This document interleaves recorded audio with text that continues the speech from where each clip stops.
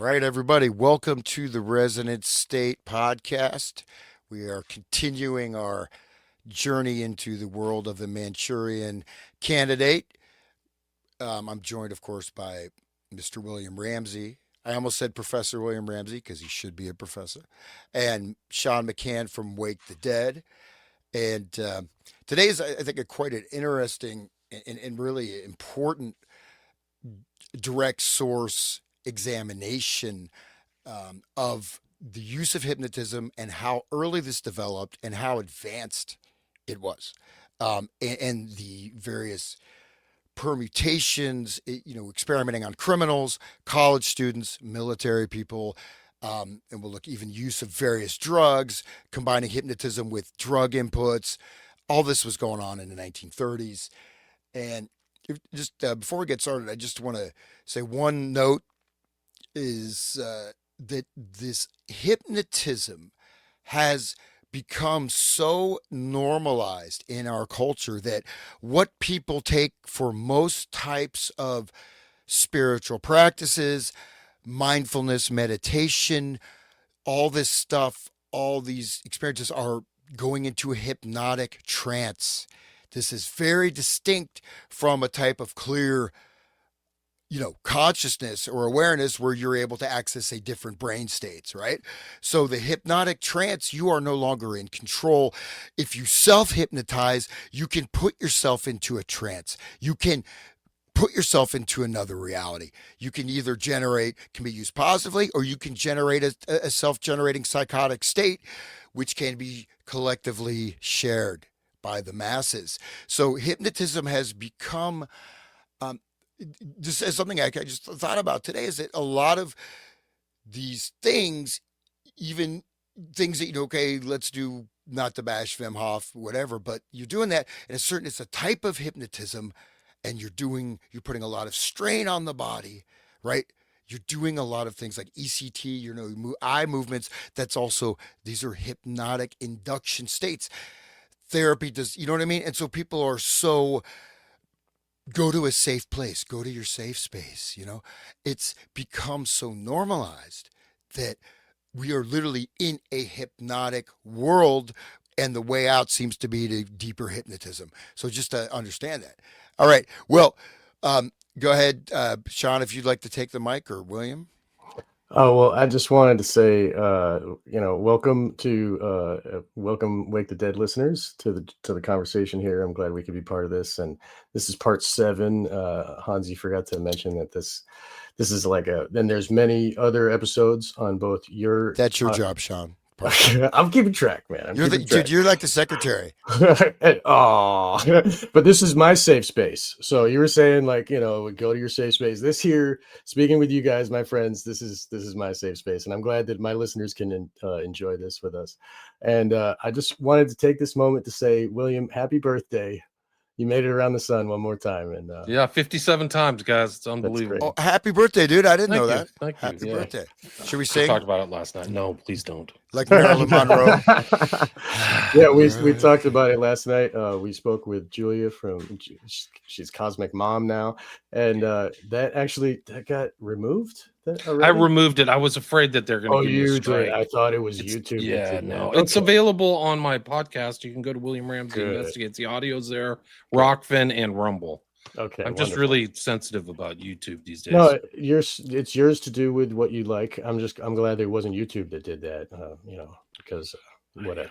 And some of these things, I just get a sense, like a sixth sense, like I got to take this down. I'm going to get a complaint or something. Yeah. Well, that's why you've survived so long, I'm sure, right? So, William, thank you. I just sent a clip. If you could I know it's a little bit off topic, but it's Marilyn Monroe singing "Happy Birthday" to John F. Kennedy. In terms of what we're talking about, I thought. I don't know if that's the right sentiment. Joe, I don't know. Yeah, if she's a mind control kind of like a puppet, then maybe it does make sense. I don't know. Well, no, true, actually, you're right. It fits perfectly. Totally a mind control puppet. That's what I'm saying. I just texted you that video link. So, yeah, that was her sex kitten persona doing that. Do we have audio? Does the audio come through? No. I have to do something. Hold on. I have to bring it up in a different way. There's always something. But yeah, that's I have to that do was it this way. You should hear the audio now. yes, we do.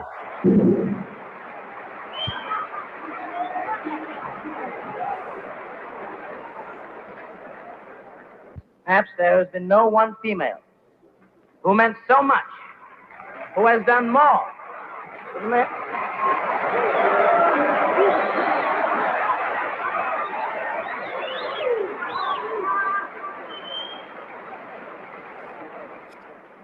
Mr. President, the late Marilyn Monroe. The late. Wow. Wow.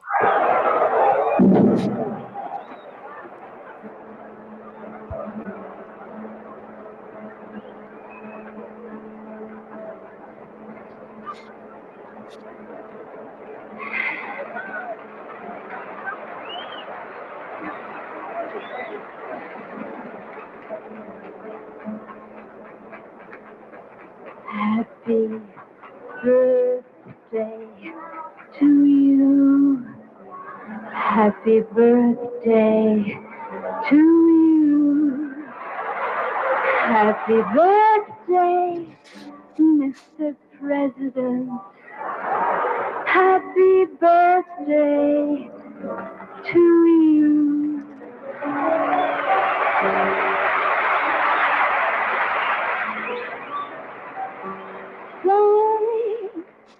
Thanks, Mr. President, for all the things you've done, the battles that you've won, the way you deal with U.S. Steel and our problems by the ton. We thank you so much. Everybody, happy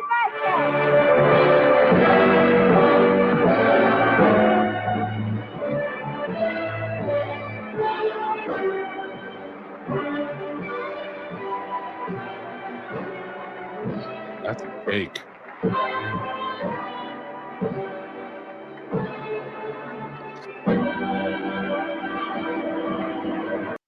So funny. Somebody called me a CIA agent. Come on, I'm not CIA. They would never hire me. Guys. Would Typical never boomer hire me. agent. Yeah, come on, Dude, he's a boomer agent. You're not a boomer, are you? The boomers 68. So I don't. What's that make me? Generation X. Yeah. Well, the self-hypnotizing that Hans was talking about is through the TV, and that was on TV, and she was singing to all of us at that point, right? I mean, she sure was. It is interesting, your intro statement, Hans, because we take so much for granted, but like there's literal terminology from hypnotic induction in our language. You're triggered. Listen to all these kids. Oh, this really triggered me. Like, why are you getting triggered? Why are you having like something in your wiring where you get triggered, right? Like, I mean, my kids use that term all the time. I'm like, why are you doing that? But yeah, this document really is something else. I think it's an important document, and it sets.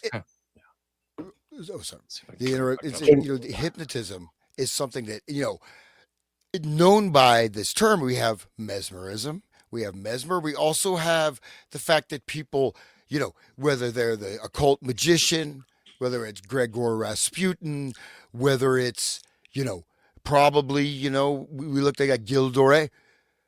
Hitler, these people for sure. probably they are able to hypnotize people, quote unquote, right? You put into a trance, it becomes suggestible.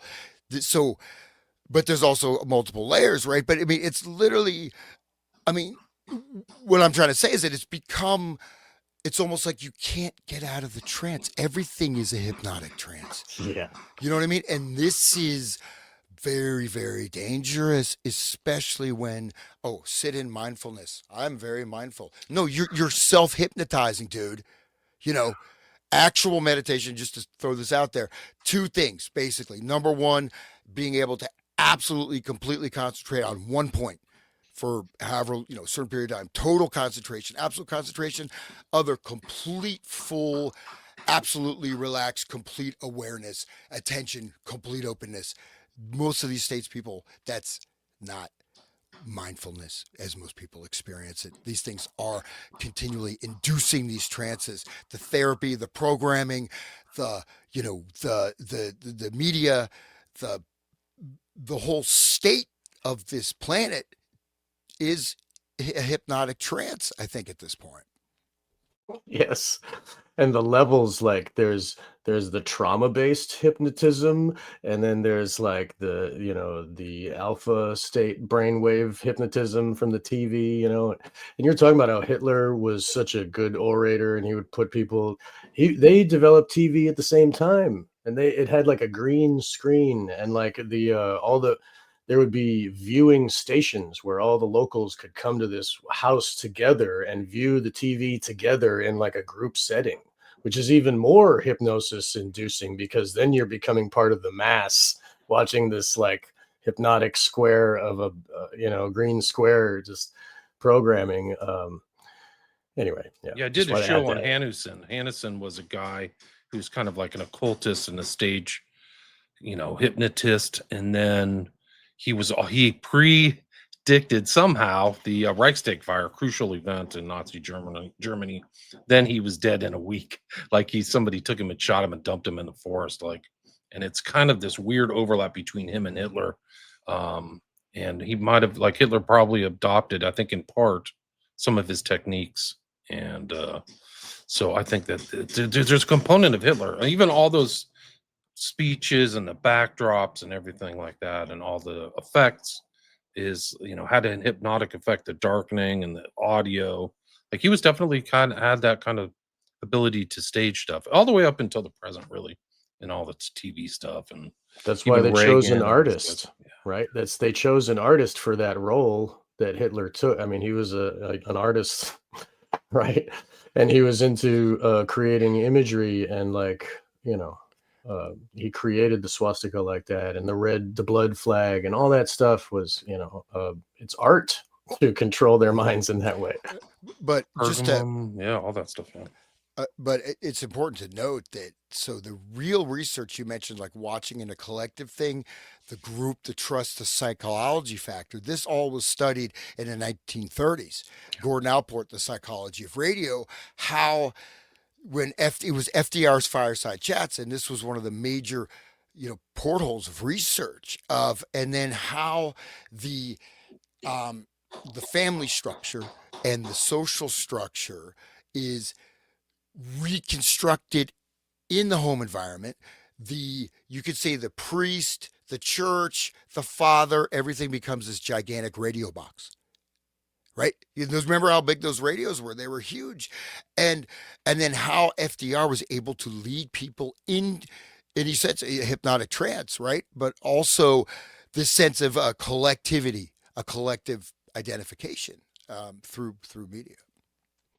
It's so well said. I'm glad you brought that up. All you have to see is this No Kings marches that just happened this weekend. A lot of those people don't even know why they're there. They just got in and, went on this march because supposedly Trump is a king or whatever. They've been told all this stuff. I saw people interviewing them. They're like, well, I just think it's important to protest. It's like, conscious awareness. That's the same. It's always been like that, right? And it's if they're out in the streets yelling, then they're not going to actually do anything.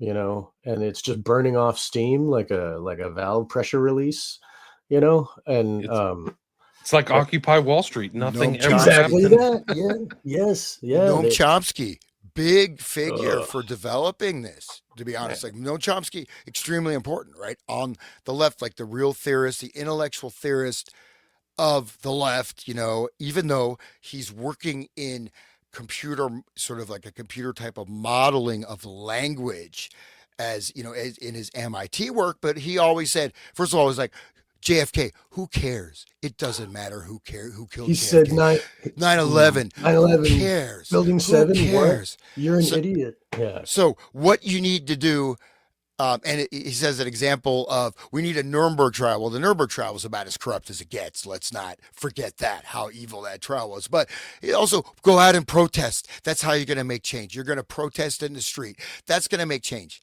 Is it? I mean, not really. No, not. It makes you a victim. They can go out there with snipers and just pick you off. Like, I mean, that's what they do in other countries, That's what they did in Ukraine, the 2014 Maidan so-called revolution or whatever it was. Right. And when they gather groups together, they can just kill them. I mean, uh, they can send in one lone nut, right? One of these programmed multiples that's programmed to kill. They can send in one of those guys and, make a big splash on the news and have it be and make everybody afraid of their neighbors and afraid to gather together. And, it sends the culture shockwave and that traumatizes all of us, and it makes us all go along with it's a system of traumatizing us and then keeping us like in the cage. So this Grok, the clown or whatever, like he is he's in a mental cage due to the trauma shocks. And if we look at government, like all governments, like that's how they do it, and it's all mind control. And FDR was leading us into one way, and then the flag pledging is another type of it's just forming our brains to be slaves the whole time. And look at the recent history. Like you had 9/11, people are shocked and in fear. yes. Then you had the financial meltdown. Everybody's worried about their house or their mortgage. And then you had COVID. Right. And now Charlie Kirk got his head blown off right in front of everybody. And they have this guy, Tyler Robinson, who, who knows what his persona is. Like, where is this guy? Like, what's the story? So I think that these are shocks. Like Charlie Robinson was intended to be seen Charlie by Robinson. all. Yeah. Oh, sorry, Charlie Kirk. Excuse me. You know what? And I saw at the Tyler funeral. Robinson, the guy's name. Right. Sorry. At the funeral, his wife is doing this thing, and they call it the horns of love. Oh, no way. Literally at the funeral, yeah, like this thing and that symbol. Oh, right. It's people were wondering why she. Oh, this is the horn, and I was like, really, ancient Horns Christian even. symbol, horns of love, even though it's associated with Baphomet, and it's like, that's silly. I mean, if they could just say like the sign language, Horns maybe, of or love. make it like, but horns, they even say horns, and then to love the horns is Baal, to love your Lord. That's to worship. Never mind. It's sick all around. Okay, so getting on with this here, what is this, William, again? This is from 1930. Okay, this is a 2017 FOIA document between G.H. Estabrooks and the FBI, right? And not just one member, there is many people have signed that they have seen these documents. And this was seemingly an accidental release of FOIA, that they actually spilled some truth here. And we are going to look at this with a fine-tooth comb. It's 98 page document that everybody can find. I posted it on my Wake the Dead Odyssey page. They can click download from that and to download this PDF. So they can all follow and read along for themselves and to see where we're coming from. But we have it on the screen for those of you who are watching. William, please take the route. I think it's one of the more important documents because it establishes the interest in this, and Estabrooks is really kind of like the American version of Mesmer. So he's like really one of the early researchers pre-World War II, and he's really trying to reach out. He's at Colgate University, upstate New York. It's in Hamilton. This document's from 2017 through Black Vault. The guy's name is John Greenwald. You can also download the document there. There's actually two documents. There's a 495 pager and then another 40 pager. But I think the way it's laid out is that Estabrooks is reaching out to Hoover and Clyde Tolson, his gay lover, and all these other people at the FBI. He's trying to explain stuff to them, like, hey, you can use this in criminology. But then it starts to kind of unravel. Like, you can see it. It's almost like people's understanding of hypnotism and the techniques that are used is being played out in this document, because most people don't know some of the stuff they're able to do with splitting brains and alters and the deep induction type stuff. Yeah. So this is proof that the scientists are teaching the government how they can implement this in their control of the population. Right? Exactly. You realize Hoover's trying to figure it out, or these guys are actually starting to ask questions. Well, where else can we use this? Interrogation, criminology, or what if we create a, and then it's like, they're like, oh, now we can actually kind of do this. And it really plays out because Hoover is one of those, I mean, we call it the deep state now, which I think is a overly simplistic term, but he's literally in the government from like 1920 to his death in 1970, having tons of information on people, always pulling the levers on stuff, and behind a lot of these assassinations. In the 60s, Hoover's right there. Those levers are blackmail, right? Right. Blackmail, knowledge, manipulation. I mean, once they have information on you, then they can like try to destroy your reputation through that stuff. And like, I mean, there's all kinds of techniques that a skilled long-term government asset like Hoover, who really is just working for the elite, the aristocracy, the American aristocracy, can do to keep control. Like, so it's not just against the left. And the FBI is kind of weird part of the Justice Department because they're involved in so many different stuff, like agent provocateurs. Like this goes all the way up to January 6th, where they just admitted there were 250 people in that march on the Capitol building. They lied about it. Ray would just deceive people and left it out. And then you have this whole thing all the way with the call center cash is like, you guys better believe this story about Tyler Robinson or you're a conspiracy theorist. So I think that there's different elements and aspects or facets of this document, the relationship between Esther Brooks and Hoover, that are very important, play out in our history, American history, the secret kind of underground history of America. And it leads all the way up to today with all these weird people like Bolter, Mangione, Crooks, Ruth. So this document to me is like super important because it kind of lays it out. So it's not like it's, and it was previously undisclosed. I don't think any of this information was out before 2017. It shows like the secrecy and classification is so important in our society. There's so much secrecy. We don't know much about COVID was kept secret. I'm sure there's 9/11 stuff that's secret.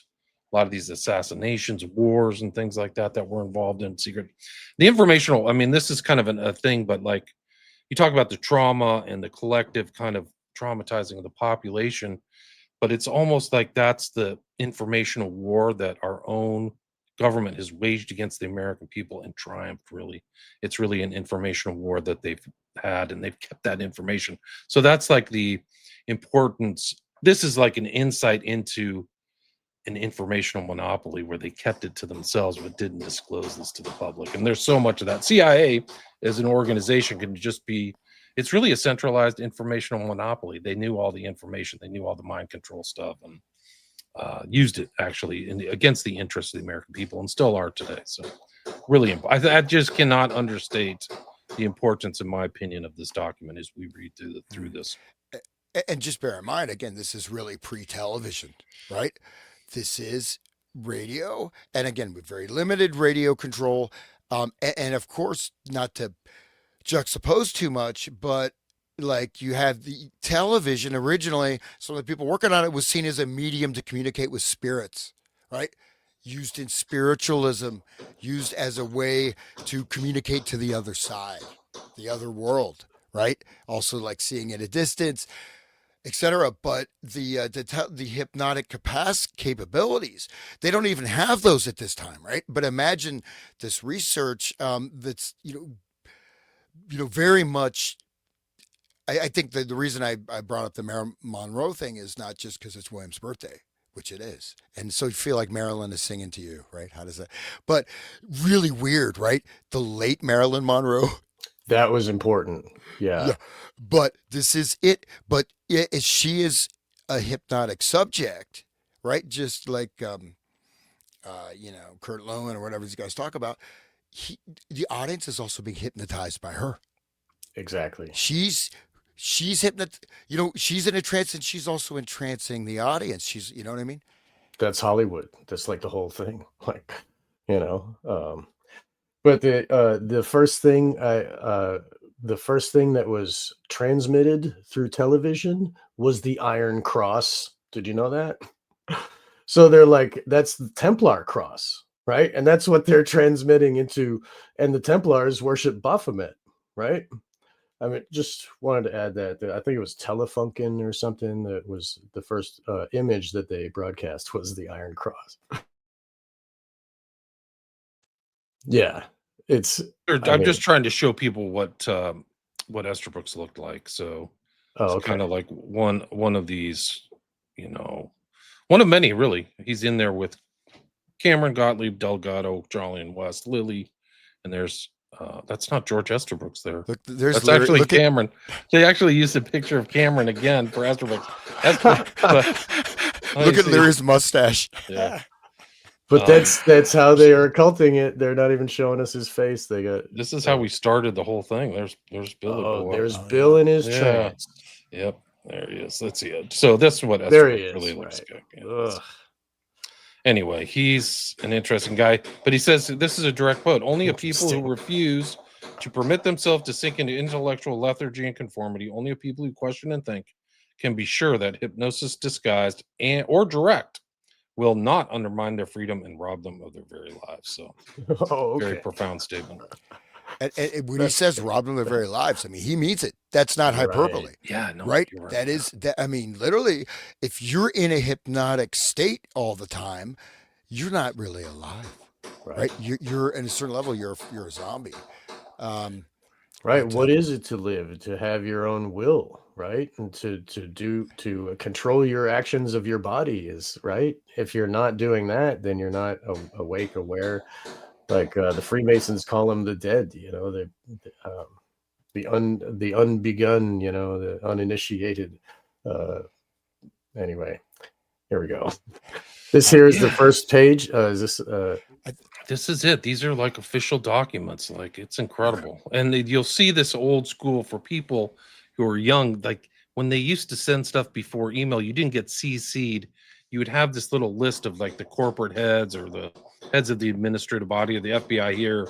And then people would check mark to see who got copies. So you'll see on this one, this is a memorandum for the director, December 24th, 1935, where it's Chuck Tolson is there and then Clegg.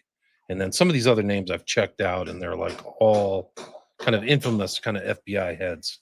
But let's see, I can read this one. This is going to get So started. those people are in the loop. Right, they're like CC. The inner circle, but I mean, so like they would recognize each other from the higher orders that they 100%. So they're the inner core of the FBI. All these people are. Real quick, what's interesting is that you see how quickly Esterbrook is basically in this beginning of these documents is introduced to Hoover. Here's my college buddy, George Esterbrook, how fast it proceeds within weeks, right? Months. Yeah, they're training special agents. They're doing this and that. I mean, it's just like, whoa, this is off to the races. Yeah. And he's traveling to DC. So he's coming down like New York and they're having symposiums or something like that, like presentations, and you'll see that. But you just see that like they're putting this out. Memorandum for the director. I've reviewed the attached memorandum addressed to you by Mr. Lester under the date of December 10th, 1935, concerning the experiments, so he's already experimenting, conducted by Dr. George Esterbrook, professor of psychology at Colgate, in the use of practical and applied hypnotism. So he's taught the practice and application. I believe that the Bureau's time would be well spent if some employee having a scholastic background in psychology were authorized to spend as much time as is necessary with Dr. Esterbrook for the purpose of developing his technique and obtaining the benefit of his experience. I believe that hypnotism has wonderful possibilities in the investigative field and have noticed a number of articles in the past year dealing with the success encountered by various European agencies, particularly, I believe, in Hungary, in the use of hypnotism during the course of questioning of subjects. So EATAM. That goes to the director, right? Goes to Hoover. Hungary's important, man. That's, so. And that was the kind of thing, Minzensky, if you look at the thumbnail that I used for this this episode, it was like this, there was some kind of priest they were putting the zap on, and his name was, he had a Hungarian name, Minzetsy or something like that. Any guys want to read this next one? I can't really see too good with the resolution on the screen, but I would if I could here. Let's see. Bring can you You're bring up muted, the Hans. You're muted, Hans. yeah, you're muted. I know. Can you bring up the doc PDF yourself, Sean? I can. Yeah, I'll You find it. want to? Mhm. Hans, you're muted. We cannot hear you, bro. And I'm trying not to There you go. interrupt. I got my cat of nine tails. I'm not going to be like Sean. I'm not going to I'm doing better. I'm trying my best. That's right. electroshock, self-tasering. Oh. Anyways, so here we go. Memorandum for the director, December 10th, 1935.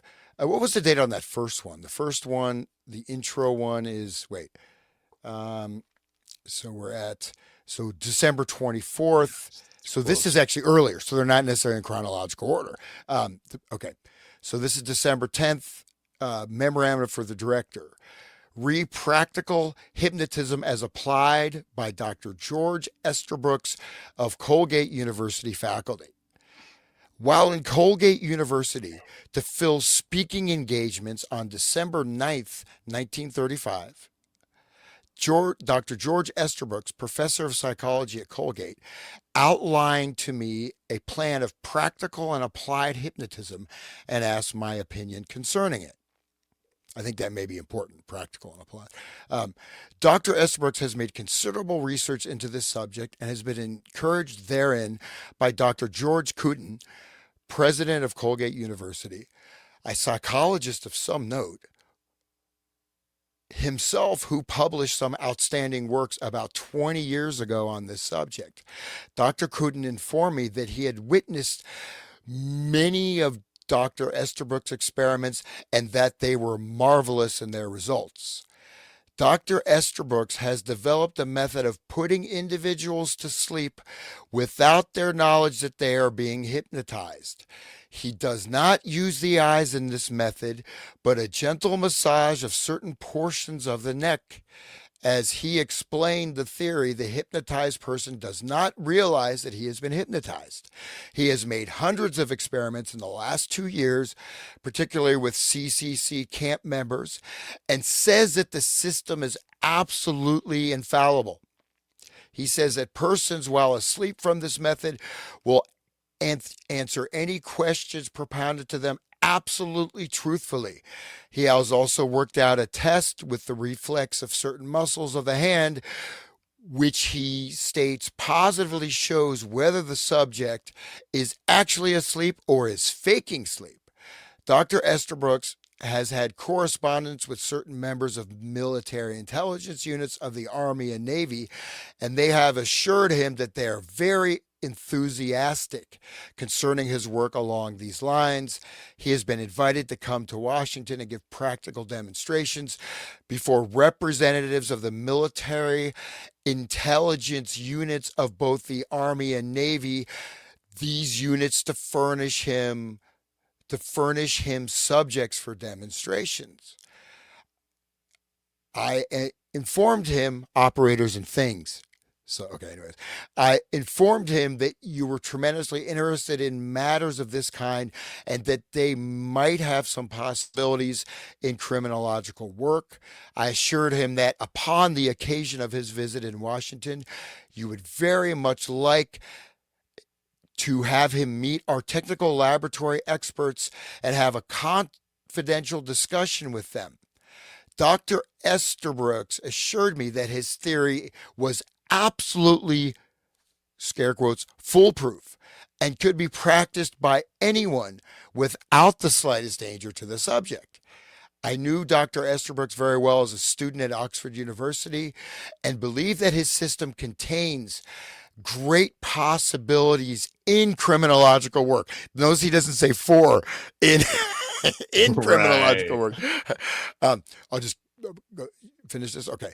He informed me that he had been keeping it entirely secret and that it had been made known only to the intelligence units of the Army and Navy. Because of my friendship with Dr. Esterbrooks, I feel certain that if you so desire, I can make arrangements for him to discuss his theory with Mr. Coffey or other members of the technical laboratory staff, explain the results he has obtained to them in detail, and if desirable, give actual demonstrations. If he has a successful method, and it seems to me that he has, the Bureau could easily obtain very favorable publicity concerning the development of this theory if and when Dr. Estabrooks decided to make it known to the world. Incidentally, Dr. Estabrooks' idea is not to make money for himself, but to aid the world generally, particularly shell-shocked and gassed soldiers. Tavistock, right? Dr. Estabrooks was overseas several times with the Canadian armies and had an enviable service record with them.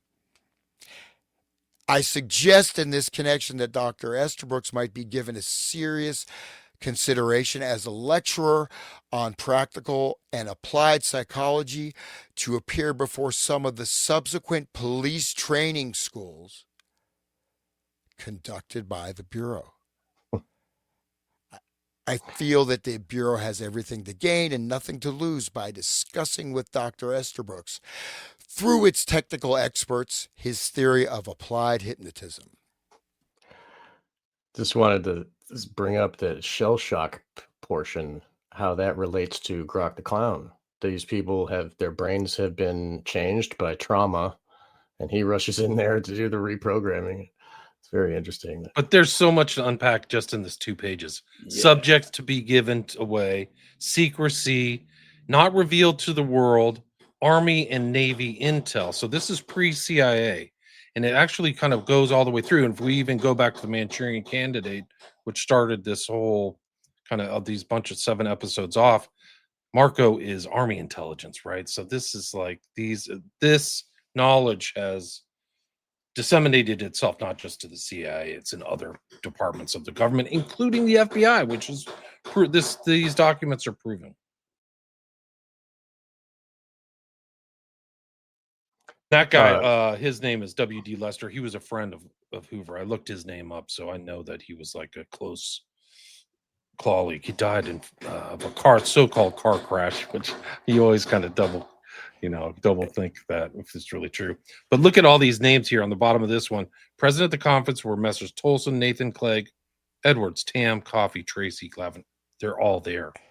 They're all at this other conference. Do you want to read this one, Sean? Can you see it, or should I read it? Yeah, I can do that one. Real quick, Coffey is mentioned a lot in these documents. I'm not familiar with him, but I just referencing the show we did on the Ipcris file, is that book, Barbara O'Brien's very weird and disturbing book, Operators and Things. So they are directly referring to those subjects furnished by the Army as things. Literally, they are things, right? They are furnished. They're, it's written very clearly that, you know what I mean? And I think there's a few things hidden in here. And so that, again, I just mentioned also the Tavistock Institute, right? Working with the World War I shell shock victims. I think that shell shocked and gassed people, there's a little bit of double speak, coded language in this memo. I would propose. That makes sense. Yeah. Like shell shock could cover all the people who have had trauma-based mind control, whatever, not just those people in war. And then those reading it could apply it in their minds. Oh yeah, that would fit, So we're at the next page here, January 10th, 1936, memorandum for the director. The Executives Conference took up for consideration a matter outlined in Mr. Lester's memorandum of December 10th and Mr. Thames' memorandum of December 24th, 1935, relative to a method developed by Dr. George Estabrooks, professor of psychology at Colgate University, of putting individuals to sleep without their knowledge that they are being hypnotized. Dr. Estabrooks was a classmate of Mr. Lester at Oxford University, and during Mr. Lester's recent visit to Colgate University, he was informed by Dr. Estabrooks that he made hundreds of experiments within the last few years, particularly with the CCC camp members, and states that the system which he has evolved is absolutely infallible. And we talked last time that the CCC members are also captive because they're poor people during the Depression who needed money from the government, so they'll just sign up for anything, just like the people who sign up for war or are drafted or whatever. They give away their body to the government so that these experiments can happen legally, I guess, or illegally. I don't know. Getting back to it. In hypnotizing the individuals, he does not use the eyes, but massages certain portions of the neck. Okay, sorry guys. He does not use the eyes, but massages certain portions of the neck. Mr. Tam, in his memorandum, states that he believes the Bureau's time would be well spent if sore employee having a scholastic background, if some employee having a scholastic background in psychology were authorized to devote the requisite amount of time with Dr. Estabrooks for the purpose of developing his technique and obtaining the benefit of his experience, as he believes that it has possibilities in the investigative field.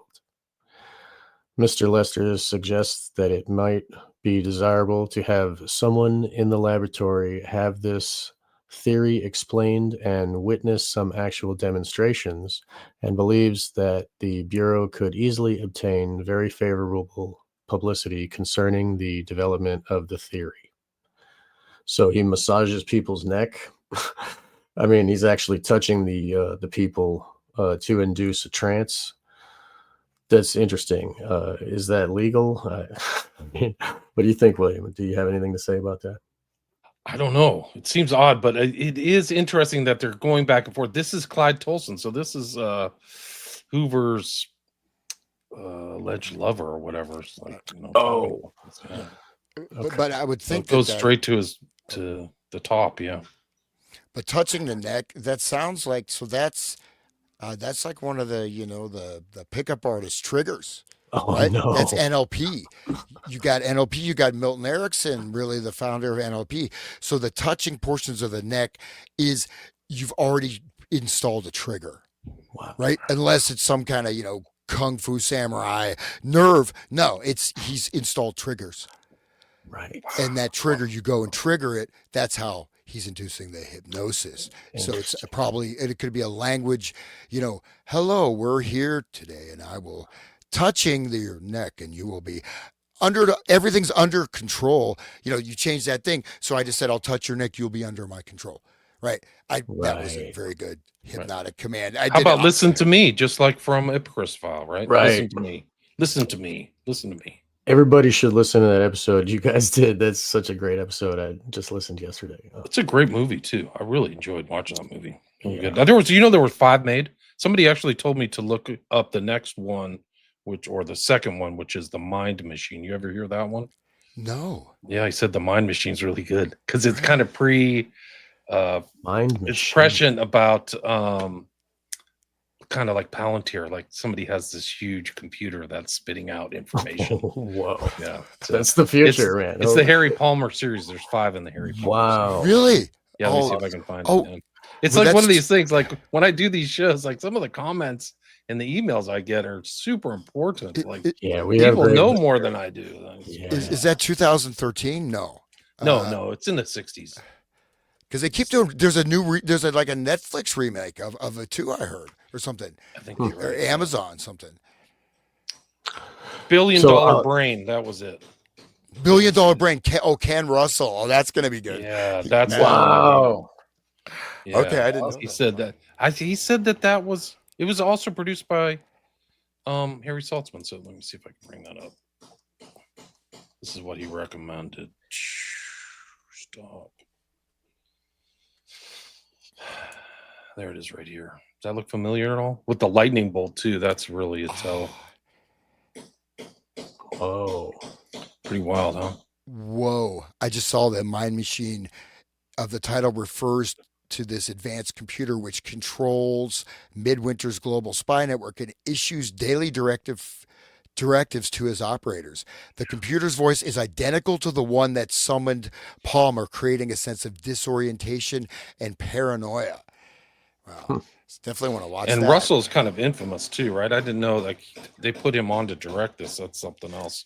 I think that's the guy who directed Devils of Ludom, right? Yeah, which is Devils. just an insane movie, man. Great Devils of movie, well Ludon. done. It's really awesome. All of his movies are like that, though. I mean, Yeah. how about what is it? The white Lair of the White Worm. That's a good one. Ken Russell. This is the only film which Ken Russell worked as a mainstream director for hire. Wow. Well, that goes to show something. But definitely, because they're very careful on who gets to make movies. You know. Yeah. No, I think he didn't let him make public movies. Yeah. So this is probably our next show right here, guys. That'd be great. $1 billion brain. Wow. Ed That's Begley, wonderful. Carl Malden. I'm gonna have Streets to- of San Francisco. I'm gonna have to find that. Streets San Francisco too. Oh, Yeah, no, man. Carl Malden was in Streets of San Francisco. Oh, okay. So I'll continue. Anyway, things. sorry, I'll okay. keep going. The conference was opened or no opposed. This is tough. It's like a mimeograph or whatever. The conference was opened to opposed. Sorry, man. I'm sorry, everybody. The conference was opposed to devoting any considerable time to a study of this method, as it felt that the Bureau should be very circumspect in any action regarding the application of this technique. It believes that it would be very undesirable to have any publicity in connection with this procedure. Keep it occulted, guys. Yeah. But feels that it might be casually followed up by some representative of the Bureau and recommends that since Mr. Nathan will be in New York State within the vicinity of the university in a short time, that he be authorized to tactfully contact Dr. Estabrooks with a view to obtaining information regarding the subject. Those present at the conference were Messrs. I think it's short for Tolson. I don't know who Misters or something like that. Tolson, Nathan, Clegg, Edwards, Tam, Coffee, Tracy, Glavin, and Quinn. Tolson is that. When I showed that picture, let me see. I thought that was another name, Messrs. Okay. No, it's like a honorific, like a title, French or something. Yeah. Okay. They don't use it anymore, but they used to. But I showed that picture of Hoover and Tolson last time. I should bring it back up because then people. So Nathan, Clegg, Edwards, Tom, Coffey, we talked about, and Tracy, Glavin, and Quinn. Do you people recognize those names? Not so much. We have to. I know Tolson and Hoover, right? But yeah, I mean, you can see on the upper right, they're also being CC'd check marks, like they're getting all this information. Right. We see that Nathan signed it and Olson signed it. But this one's important. The next one's really important because it's a direct letter to Estabrooks from J. Edgar Hoover. Yeah. So like 1936.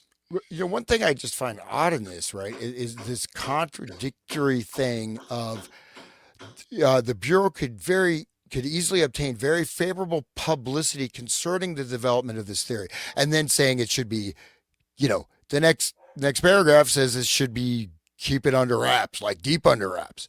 So what is that? I'm wondering if that's like a code word or, because you know what I mean? Even this technique, why would they even want to obtain favorable publicity, right?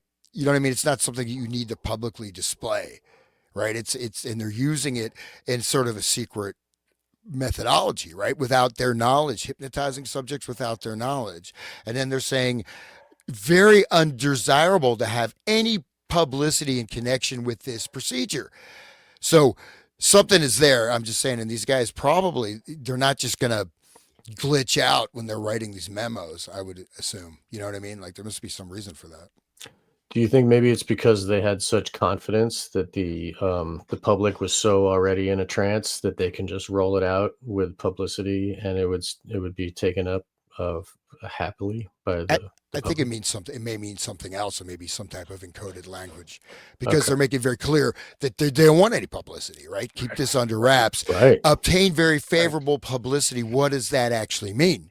Obtain, right? Obtain very favorable. So on the surface, it sounds like, oh, we're just gonna promote it. FBI, new hypno agents. They Yeah, will come right. and Yeah. wall. Did you kill the man? Did you kill the man? Yes, you know. I mean, you can see it like the science fiction, like from outer space with their palms, with a spiral.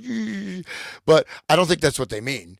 But that's the kind of the publicity that would be for the public, right? So I wonder if there's something else there. I'm just throwing it out there. I may be wrong. Right, but like so a lot of those shadow times, language. if you shadow language, that's a perfect way of putting it, because that's what like they did on COVID. Like they'd have these public things, but then they'd also have burner phones and other ways to communicate. Fauci had it, so they're very like cloak and dagger, and I think these guys are too. So they have the official FBI language that they're willing to put in writing, and then like the other stuff is like a mob, like you only talk where nobody can see it. But for people who don't know what Hoover and Tolson look like, this is a picture of them together. They were apparently inseparable.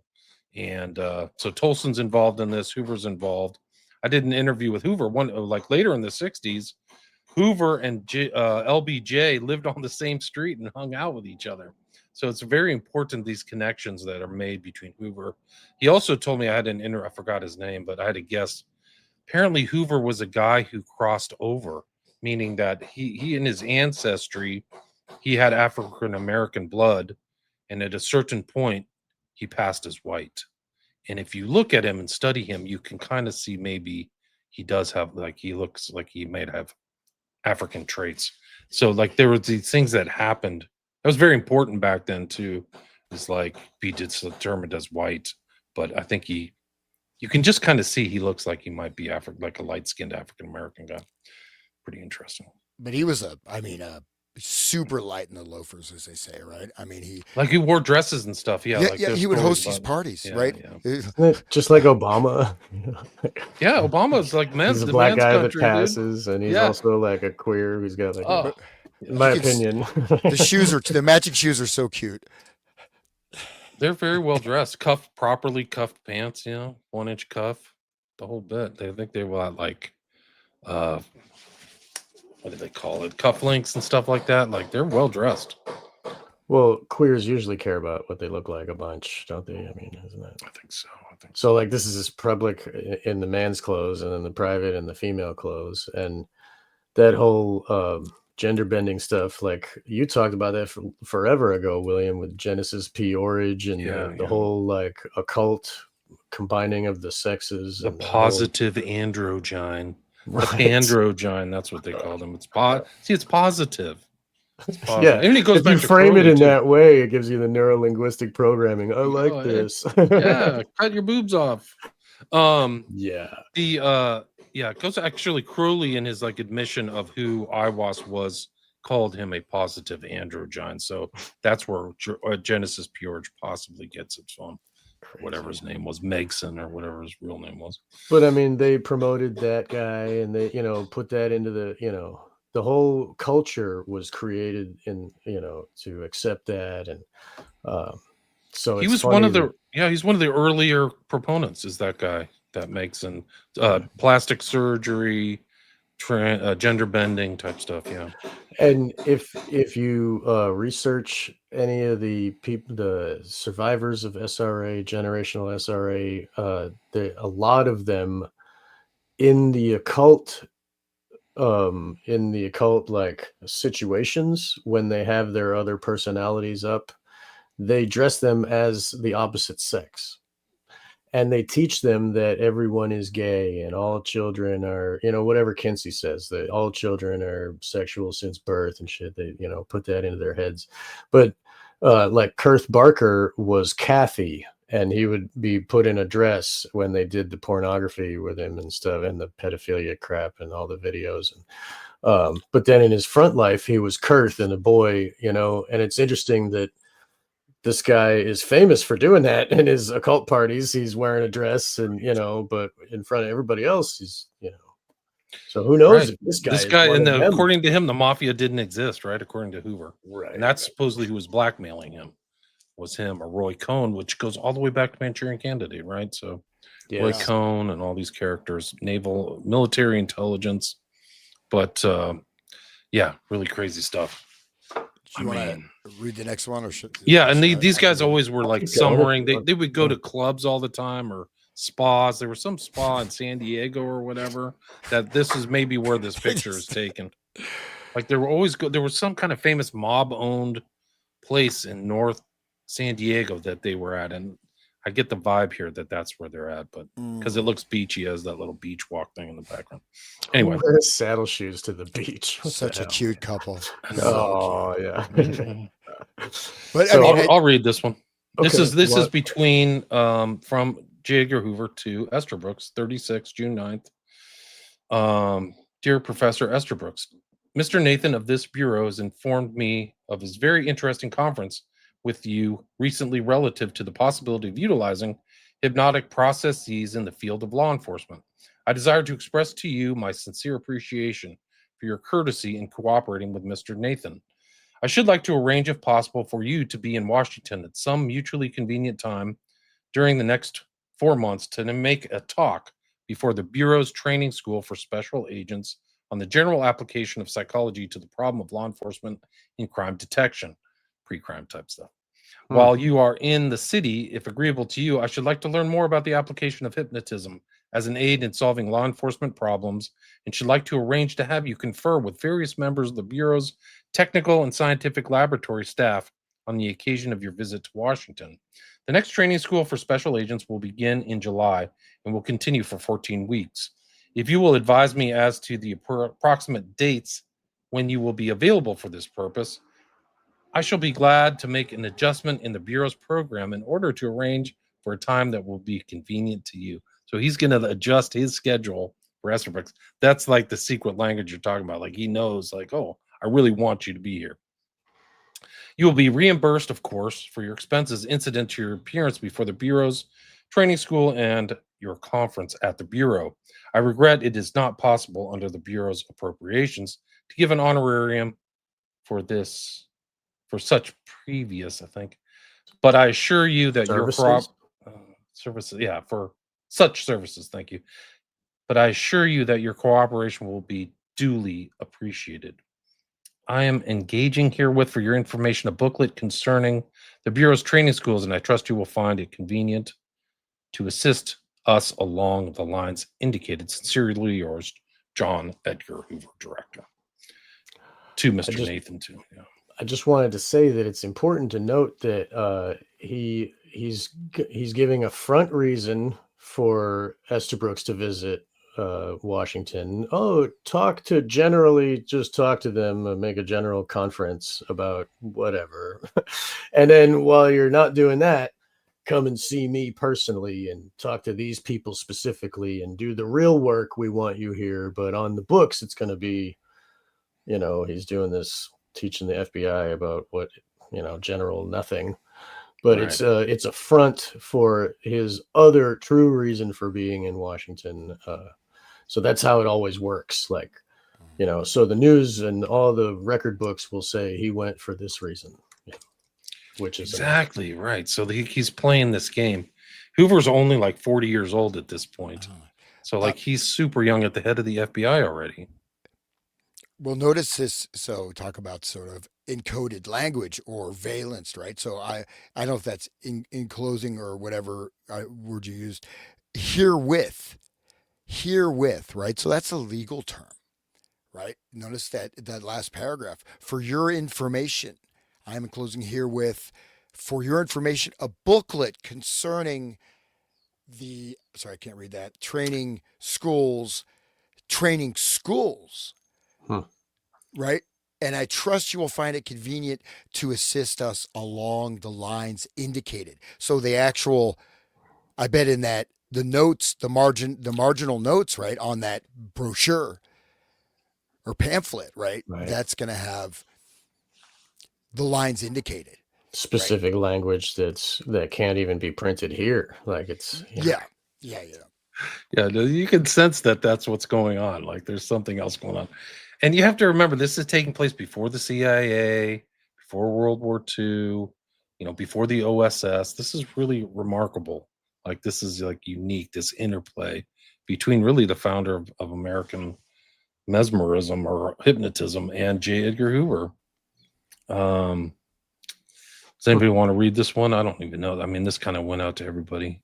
We have 250 live listeners. Everybody, thanks for listening. Please share the show if you like it. Also, you can go back. There's 6 other episodes, so you can listen to those. Those are all like hour and a half, 2-hour episodes. But a lot of information that kind of, if you're hearing us reference stuff from the past, it's because it's the past episodes in this series. Anyway, does anybody feel like reading? I can read it. Okay. I can keep going. I'll go ahead. Okay, good. Okay. Memorandum for the director. The executive conference considered a memorandum dated May 25th, 1936, submitted by Mr. Nathan relative to his visit with Professor G.H. Esterbrooks, professor of psychology and vocational director at Colgate University. Mr. Nathan suggested that Professor Esterbrooks be invited to address the Bureau's police training school. And while he was here, as his expenses will be paid for the above purpose, he can be provided with an opportunity to further discuss and demonstrate the technique of hypnotism and its application to law enforcement problems. The executive conference believed that Professor Esterbrooks might properly be invited to talk before the Bureau's training school for special agents, but it thought it best not to ask him to talk before the police training school at this time. He can be assigned to discuss some subject in the field of the application of psychology to law enforcement without reference to hypnotism. Very, very, very important. Without reference to hypnotism. If this recommendation is approved, there's attached here a memo addressed to Mr. Clegg, and then those present at the conference were Messrs. Tolson, Nathan Quinn, and I can't read the rest because there's a stamp on top of it.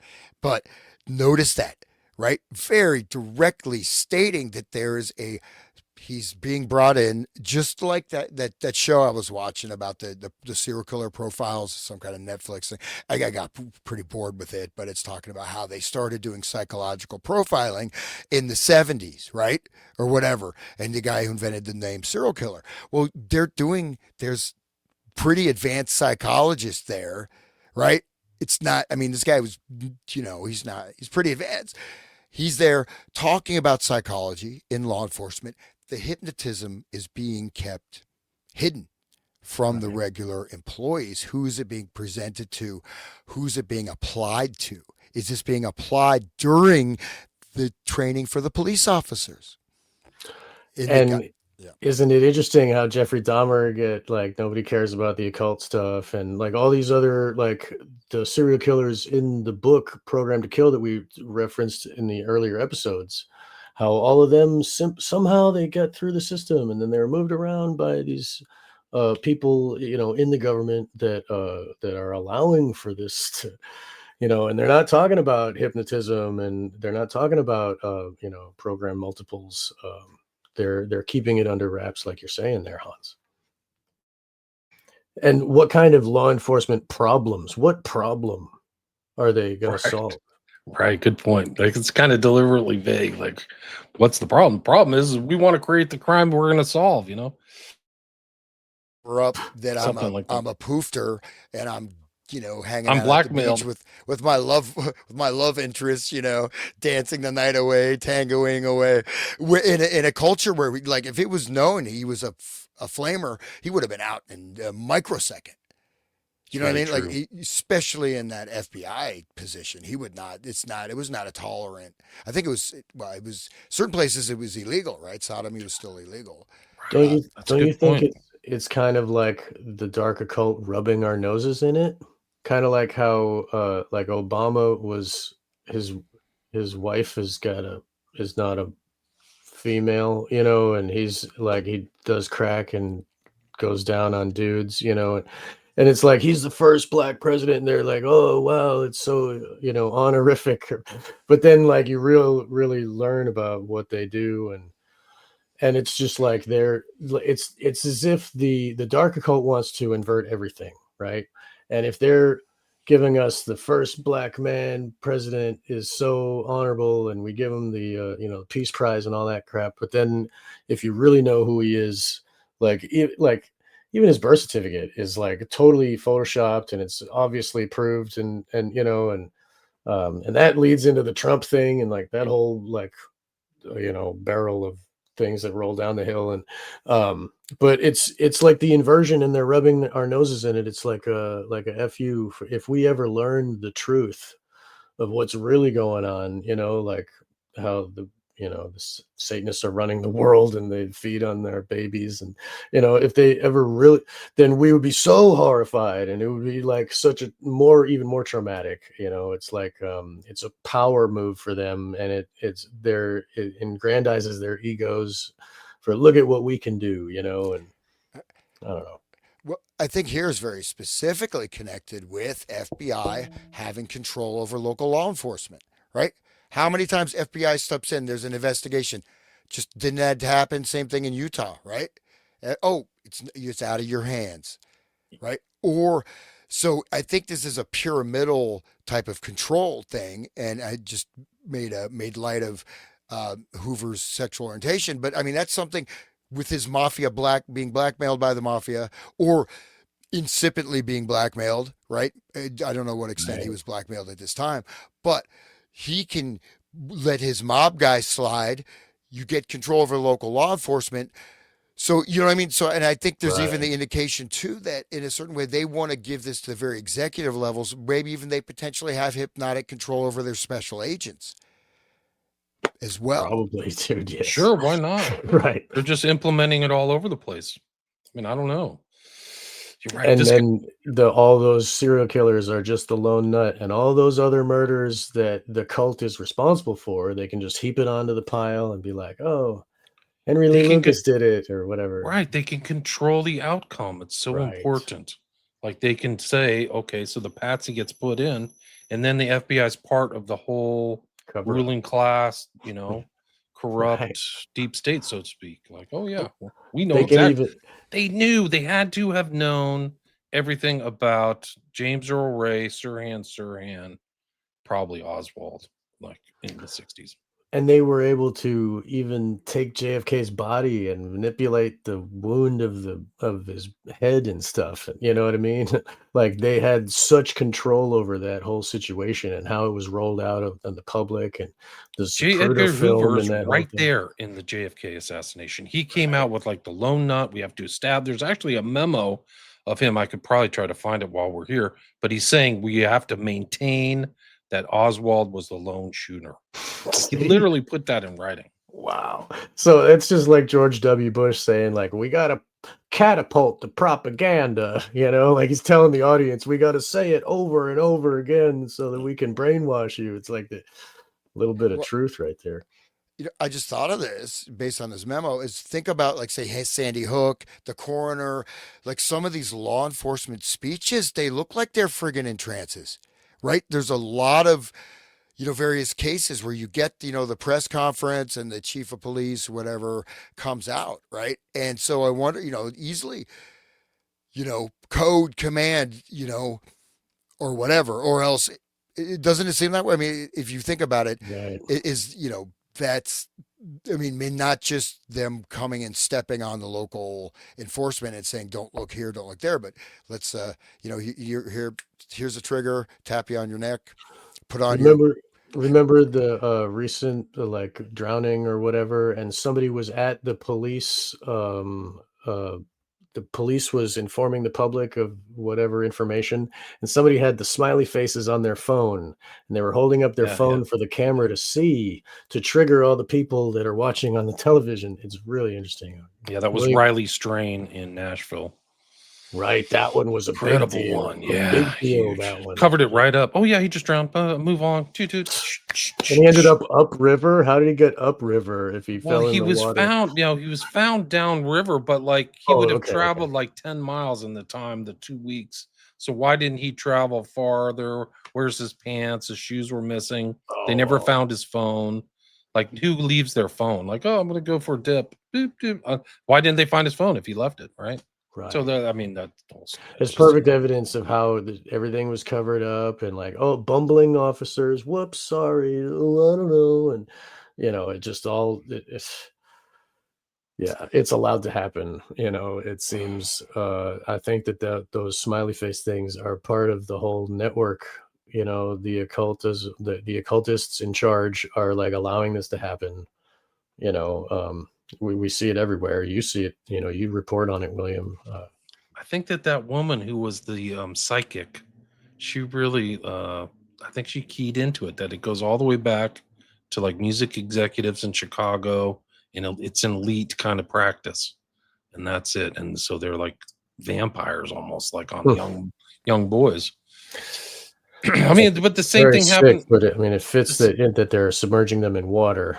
yeah, You know yeah. what I mean? For their Mm. moon goddess, and that the dark occultism that uh, the They whole see shit with go ahead. Sorry. this is the same thing from the Oak Island that we talked about last night, where these kids disappeared, but they're kept somewhere for a time.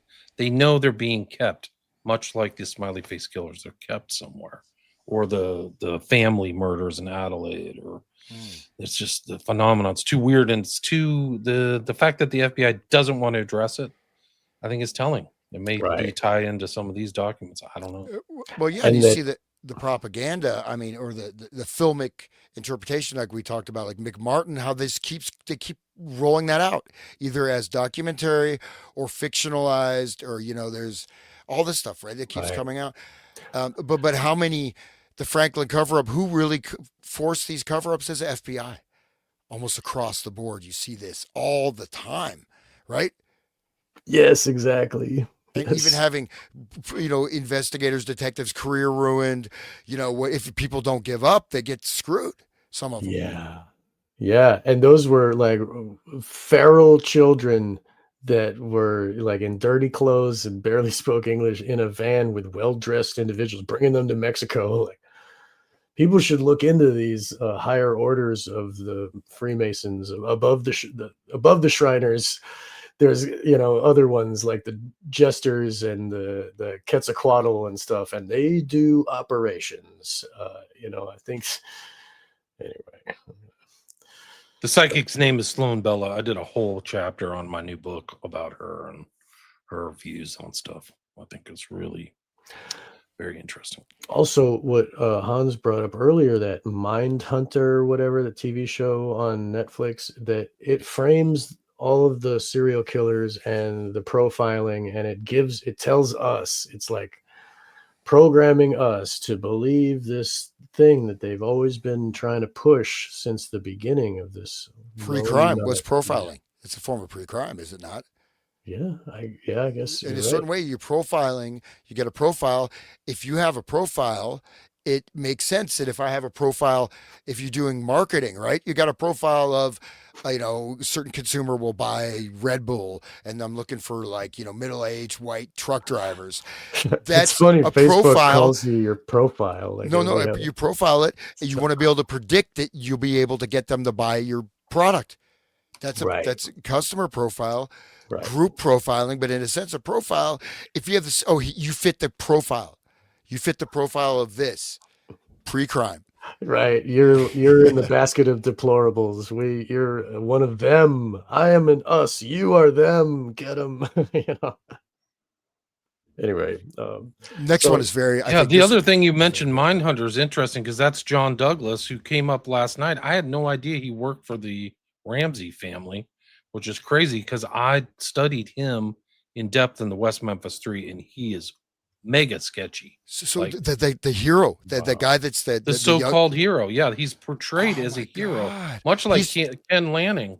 But I would people do yourself a favor and go read this. It's not even I can't find the Google reference, but I wrote wow. this 8 years ago on John Douglas.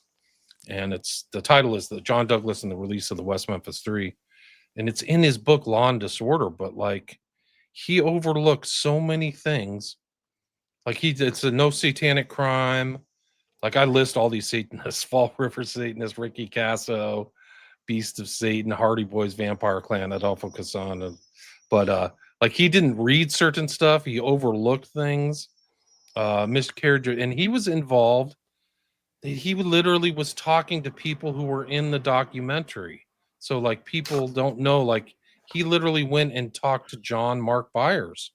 So if you remember, Mark Byers is in the father's in the like first or second documentary, firing guns. Like they paid him money to be in the documentary. A lot of people don't know that. Listen to this. With his completed analysis profile of the case pointing culpability away from the West Memphis Three, Douglas traveled to the city of West Memphis in 2007 to interview family members. Douglas met with Pamela Hobbs, mother of victim Stephen Branch, and imparted to her his theory of the case. Quote, this is from Douglas. This isn't me. By the time I left, Pam no longer believed the West Memphis Three were guilty of the murder of her son. Wow. So he literally showed up and turned her. What's that? Mission accomplished, right? He was like, Right. It sounds like strong arming. You know what I mean? Like no longer believed, like either way. This is from the book. This is a direct quote from his book, like the Mindhunter book. It's called Law and Disorder. I mean, I took this thing apart. Like, I mean, it's so dark. You cannot even fathom the average. It's like True Detective levels of like wickedness and evil, because he turned the parents away from like the view of, I mean, what happened. It's just so crazy. He also spoke with Mark Byers, stepfather of the victim, Stephen Byers. By the time he was done speaking with Byers, Douglas convinced him as well that the West Memphis Three did not commit the crime. Wow. He openly tells his reader his involvement of the case to change their opinion. By his own admission, Douglas's reputation and his involvement in the case persuaded two of the parents to change their belief of guilt to innocence. Like, it's so dark. So do you think he used some of these hypnotism techniques that were learned by Estabrooks and transmitted to the law enforcement way back in 35? I actually feel nauseous knowing that he was involved in the JonBenet Ramsey case. Like, yeah, it makes me feel so freaking sick. Like, because I know that guy. He actually bungled his analysis. Like, he's supposedly the mine hunter, but like he bungled, whether intentionally or not. Like, you have to ask these questions. He bungled the Green River killing too. Like, I think he said something like he had a profile that wasn't correct. So like, bungled in quotes. Well, right? Seems intentional to me. This is so actually dark. For me. It's kind of not mind blowing, but I mean, I watched that show. I didn't know anything about the guy except for what I saw in the show. Mine hunters, so I literally had, I wasn't even aware he was connected with all these cases. I didn't, I heard the name, I didn't draw it together. But seeing how I imagine I'm watching the show as an innocent victim and thinking, oh, this guy is such a crusader for justice. Right. This guy is going against this old system, and he really wants to help people, and he's such a pioneer. And look, he's working with this lesbian psychologist. He's such an open-minded guy back in the 70s, and he's got a, whatever. It's, it's like, and he's got his sidekick, the detective, the salty guy, salt of the earth. What is actually going on there? They're doing all the police training, right? And they show all the people, the police training, basically telling, get the F out of here. You guys are clowns. The police are very against him, right? At least in the show, that, the run of the mill police. And they're like, what are you telling us how to run our investigation? But he shows them the light. He shows them the light through this advanced profiling stuff that he just develops. Like, there was no psychology stuff at the FBI, basically, is what it implies, right? Or very little.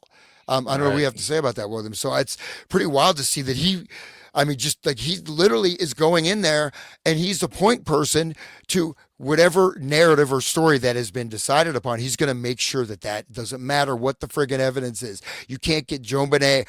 You cannot get worse evidence than that. If you can make that fly away, you can make anything go away. It's incredible. Right. You can make anything go away. Yeah.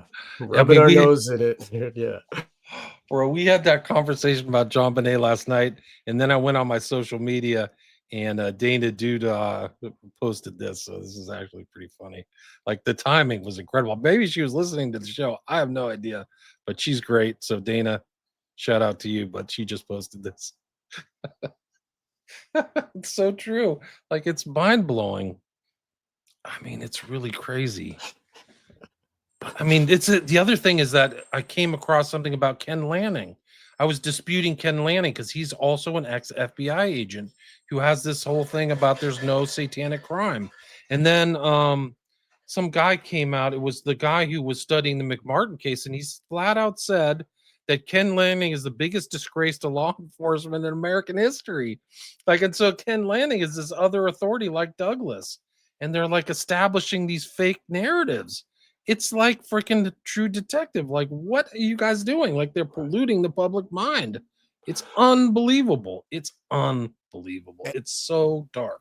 That's their job, to pollute the public mind. I mean, what government wants to pollute the public mind? They want us to be listening to the radio and thinking that, oh, that's grandpa telling us the truth, and like fireside chats into the television.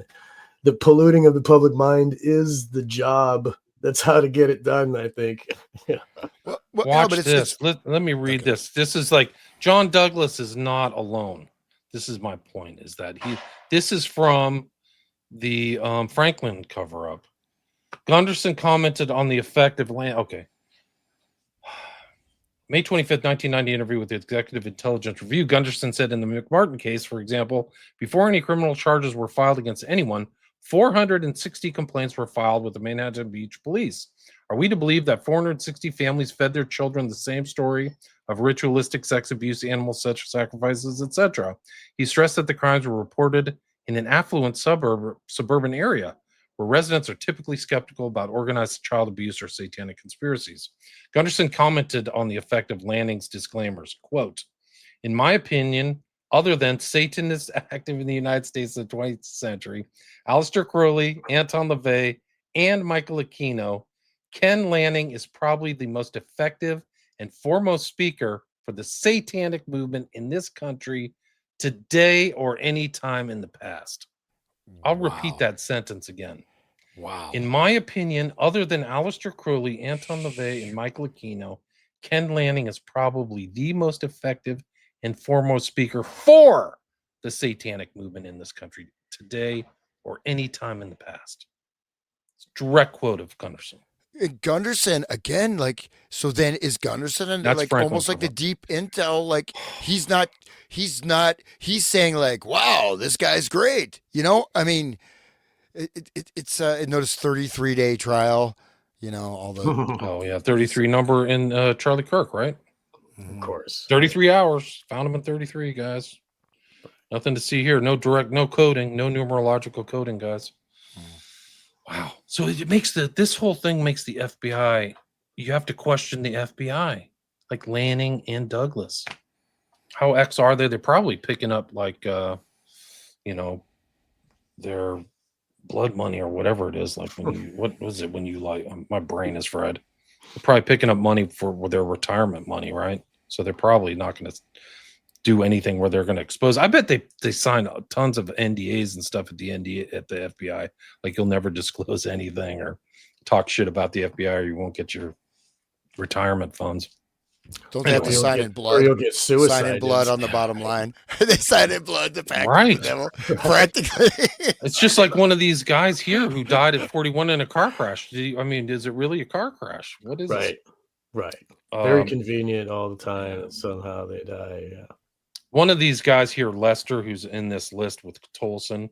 Lester was an FBI agent and editor of the employee magazine, The Investigator, and he is credited with originating the FBI's motto, fidelity, bravery, and integrity, in a comment made in September 1935, so it's right around the time of this.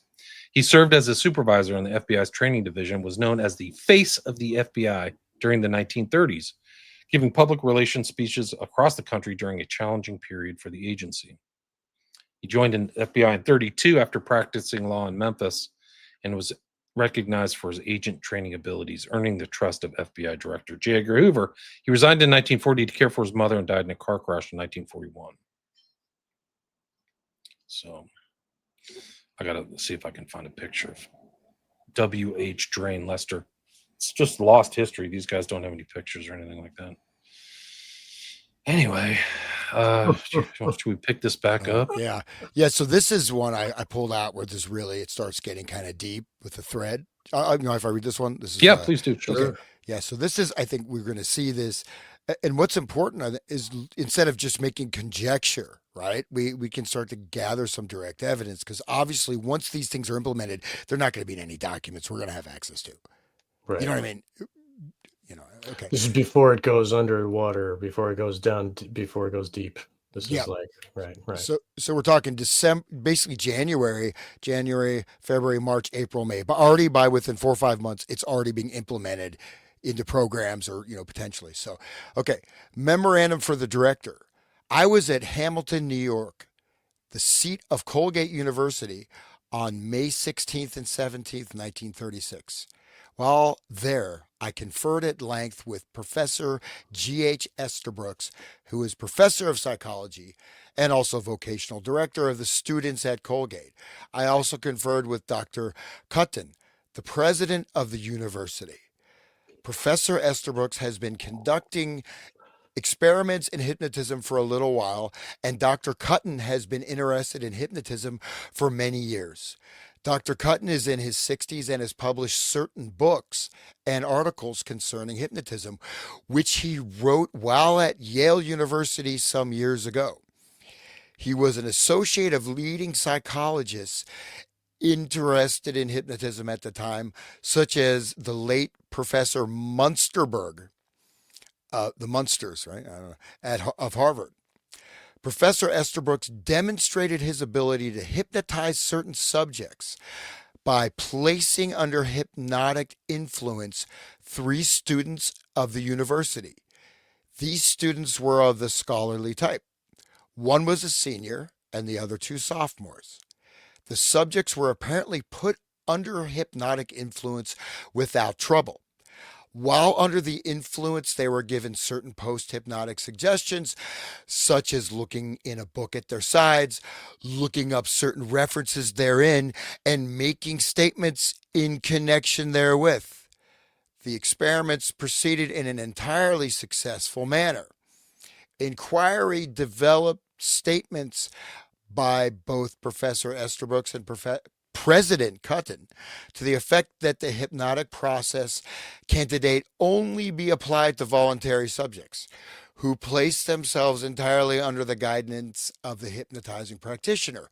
Of course, I pointed out that in the application of hypnotism to criminals, the criminals would obviously not be cooperative. This matter was discussed at some length during the 2 days I was there, and it was thought possible that if the hypnotizing practitioner could be introduced to the criminal in the guise of a physician, he would recommend entire quiet to him. In this manner, the subject might place himself in a condition whereby the hypnotizing process would be successful. This is, of course, possible. The technique would have to be evolved by practice in accordance with the circumstances of each individual case.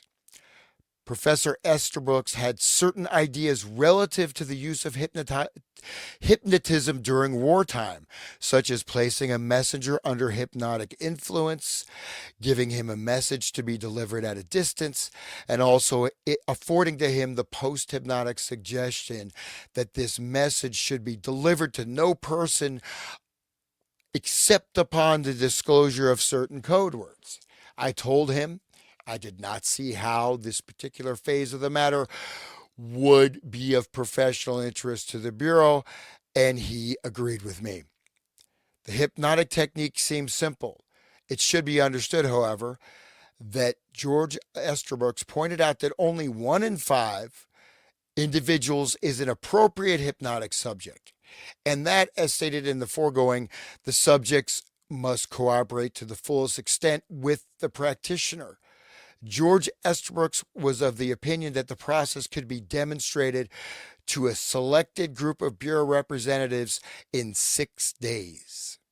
The technique, as I observed it, if it could be imparted at all, could certainly be imparted in 6 days to Bureau representatives.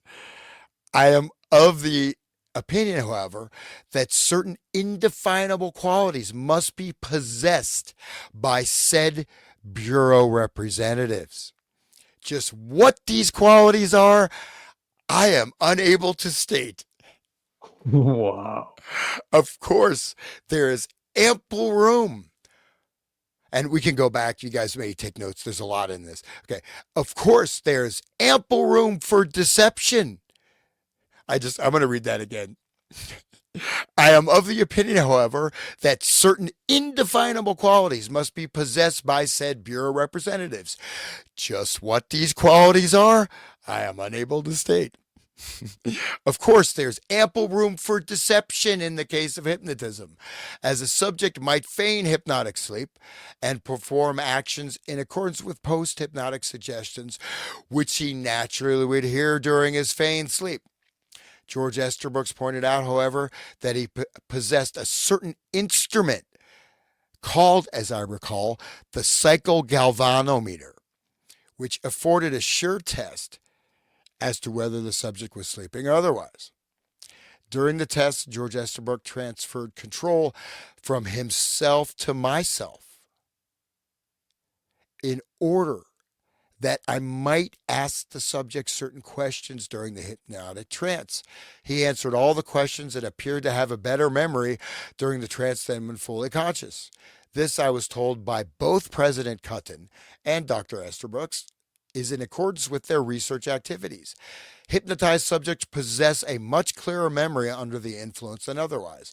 Professor Esterbrooks pointed out that a subject accustomed to the hypnotic control of one individual could not be hypnotized by another individual. So for this reason, I tried no hypnotic experiments with his subjects myself. Okay.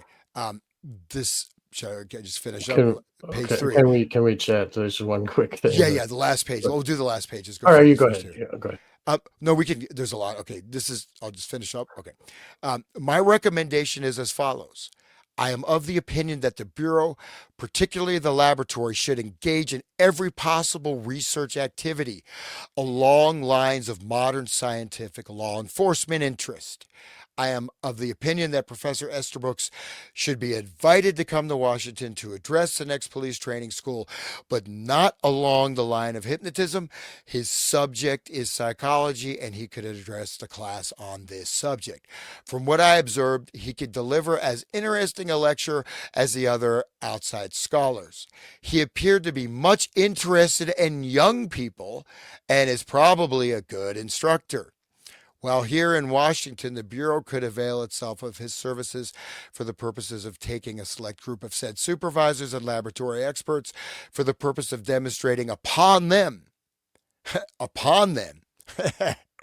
and to his hypnotic, and to them, his hypnotic process. Upon them and to them. Okay. Possibly in that group, we might find certain subjects who could be hypnotized, and in the same group, certain subjects who, by reason of continued experiments on the individuals hypnotized, could develop the technique. It all seems a little visionary, but I am of the opinion that proper research activity should be conducted. If this is accomplished, however, and particularly if any success is attained therein, it is highly desirable that the strictest secrecy be observed as to the Bureau's work along these lines, inasmuch as any publicity would have an undesirable effect upon possible future criminal subjects, inasmuch as they would be on their guard against hypnotic suggestion. George Esterbrooks was of the opinion that the Bureau, he could obtain access to criminals in jail. This would undoubtedly be a splendid idea, but I pointed out to him that the jails, federal or otherwise, were not under the control of the Bureau, and that the Bureau's influence with jail officers might be harmful to him rather than helpful. George Esterbrooks would be entirely willing to come to Washington for the purposes indicated in the foregoing.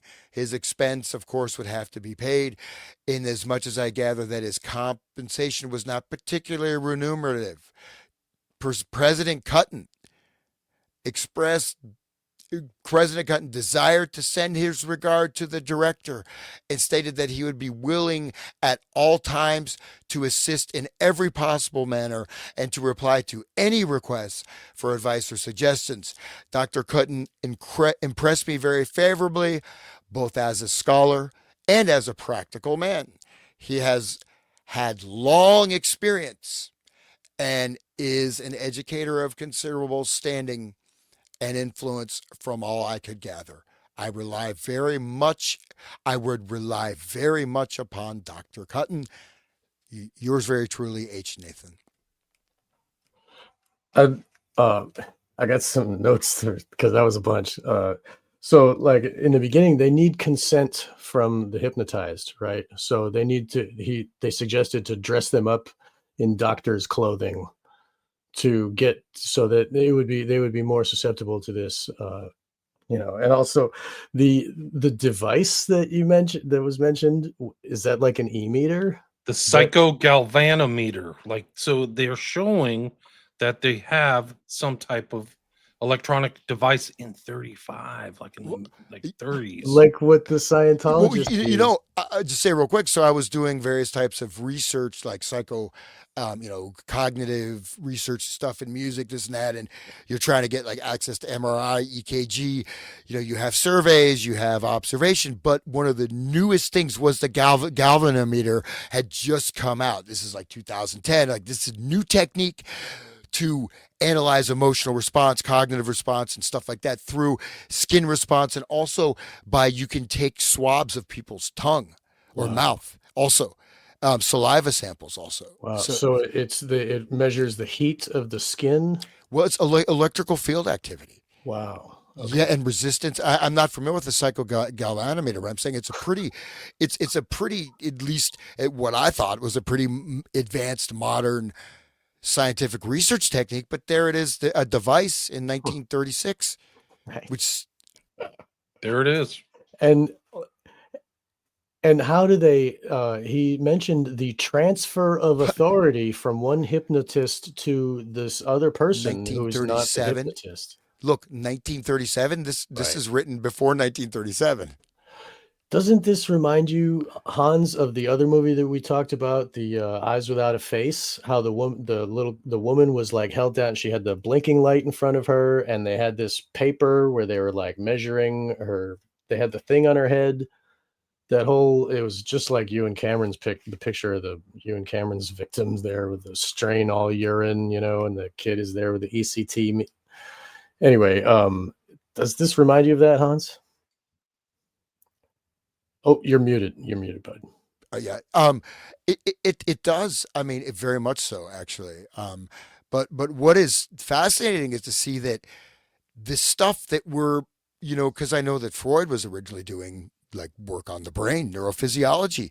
Galvin, right? Galvin, that goes back to the 1900s. I mean, late, early 20th century, whatever, even before then. So you wonder to what extent some of these technologies have been available, at least. So is this true? The priest invented it, but if he invented it in 1937, or developed. I don't know. So can you find more information on that? Right. Wow. I'm trying to. Just Those like are how weird the people. guy who in quotes invented LSD, Albert Hoffman there was just given the recipe. You know what I mean? It was in a book already. He just made the stuff. He just synthesized it.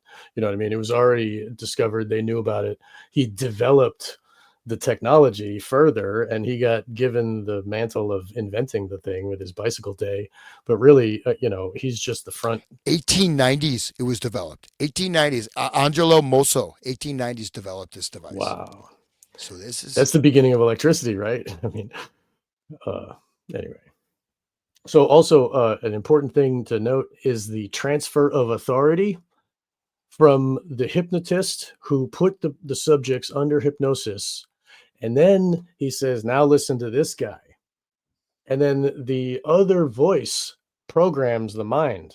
So this is just like the television, how we have, the television puts us in the state, and then the expert comes on with the doctor's cloak who tells us what to believe, right? And this transfer of authority is possible, and they're talking about how it's possible in 36. They're like, we can hypnotize 1 of 5 of the population and transfer that authority. This willingness to believe can be transferred. I think that's interesting.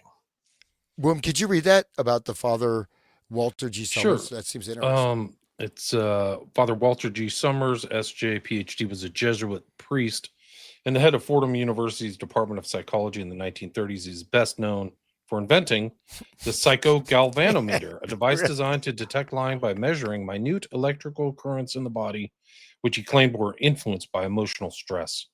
The device was tested in Manhattan in 1936 and reportedly demonstrated effectiveness in identifying deception, such as when a news hawk was correctly identified as having chosen the 3 of diamonds despite denying it. And Fordham is in Manhattan, right? It's in New York.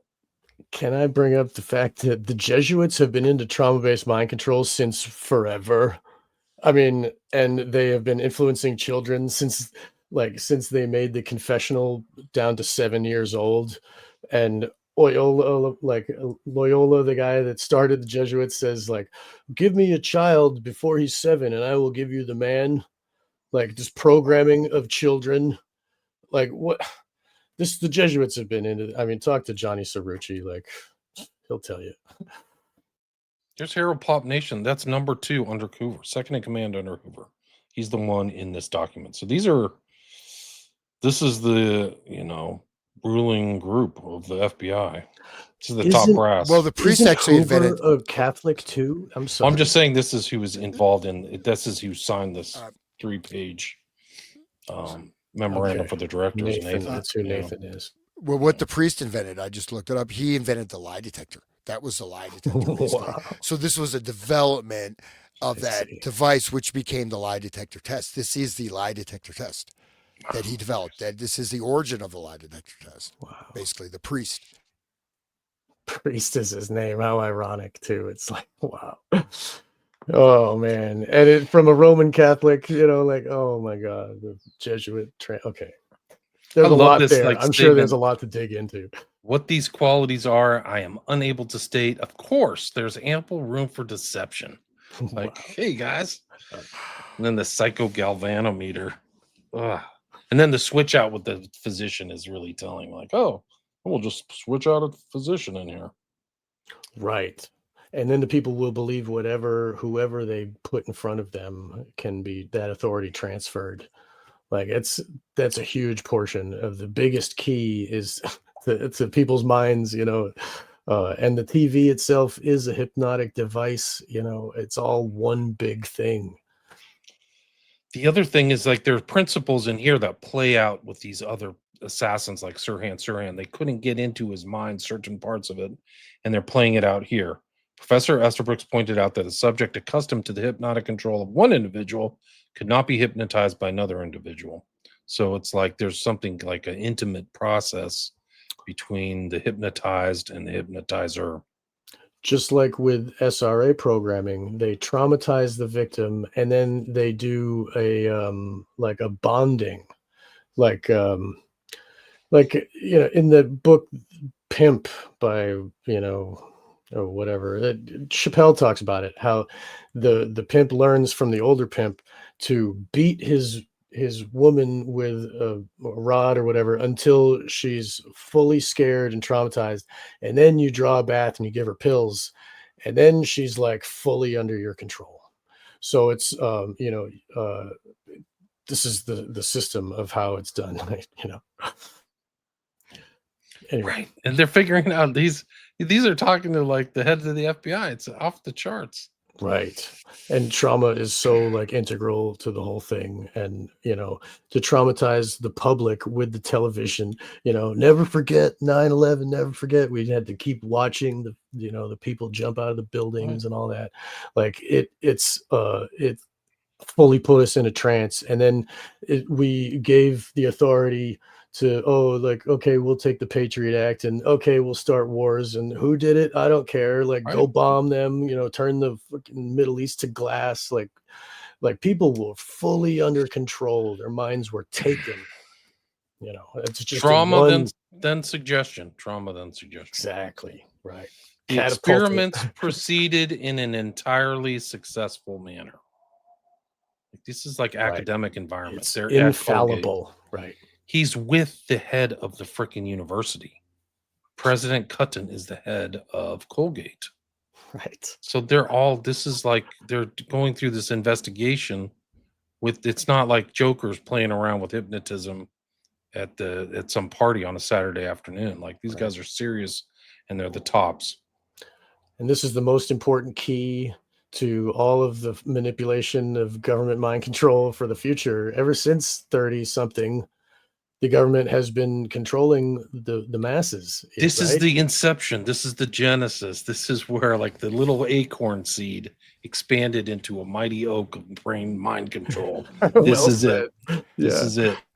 This guy, like we were joking in earlier episodes if people missed it, but the guy who like released this document, like what's his name? David Hardy, like he's like eating Cheetos and trying to figure out what he's gonna have for lunch. Like He's doing fantasy football or something, fantasy you know. He just, football, you know, should we get round table pizza or a burger today? We just Yeah, he's type out and swiping on the get this Tinder app or 500-page whatever. document out of my freaking hands. he didn't even redact it, which is awesome, right? Because I mean, Yes. Right, good point. Good point. I've got so many other documents. Like this would just be redacted. There'd be like All the 3 names are there. sentences on this whole 3-page document. That's a really good Right. point. This- Like they just didn't care. Like he just like, here it is. It's like the grace of God. God just allowed it to happen. Like it's influenced this guy to let The it go Steelers, through. man. I'm going for the Because Steelers. everybody passed playing away, and darts then they in didn't the understand the office. importance of this. Like, who's gonna read this 500-page document? Like, he's like, 500, 500. Let's get rid of this. Nobody's gonna care. And then it's like, Yeah. We are wow, happy. this is incredible. We are very happy to read this 500-page document.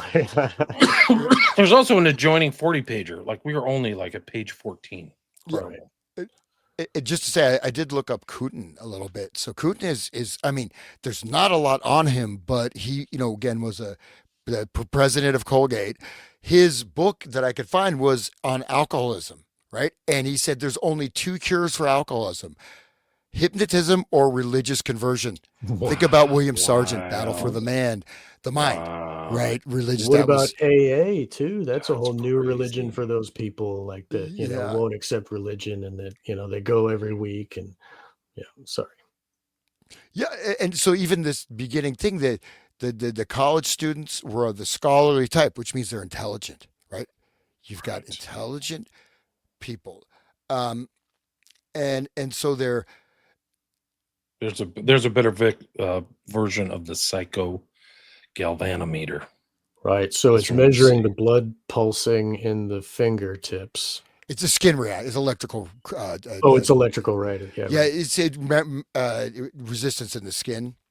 So Right. galvanic skin response. So it can measure emotion, and various other things. But the lie detector is still not really taken as proof in court, right, William?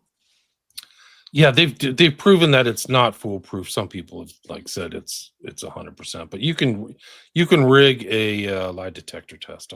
All you have to do is take a thumbtack and stick it under your big toe and just juice that bad boy the whole thing, and it'll just throw the whole thing off. Oh, Because your that's good to know. response is yeah. So if you ever get arrested, but like people will be like, "What's going on? His things are off the charts." It's like He's so I'm honest. causing myself pain. It's actually it's like the Ipcris file where the guy's like Mm. being put under the induction, and then he's Harry Palmer's has that rod in his hand where he's drawing blood. Oh, So you can manipulate right. those things. Yeah. Isn't the Hans? Don't like practitioners of Buddhism can't like high level practitioners can control their physiological functions and their heartbeat and that type of thing. Yeah, Hindus can do it too. I mean, No, I mean, I the know- high Right, yogis. And all That's that what I stuff meant. is- Right? Yeah, Yeah. yeah. the Hindus. No, absolutely. I mean, there's even there's a practice called POA, right? And POA, you actually eject your consciousness out of the crown of the head, and you can project your consciousness into someone else's body. I mean, this is sounds weird. I mean, but it relates to the bone, skull bones. I mean, this actually can be done to a certain extent. So, but yeah, slowing down heart rate. People have been buried alive for like 2 years, dug up, and they're still alive because they can completely go into suspended animation. Yeah, I was up in Gangotri, is the source of the Ganges River in the Himalayas, right? And this is God knows how cold, right? 50 degrees below 0, 100. Guys, walking around buck naked or just wearing a little loincloth. Wow. Completely fine because of the inner heat practice, right? It's called tumo. So Wow. inner heat, yoga of inner fire.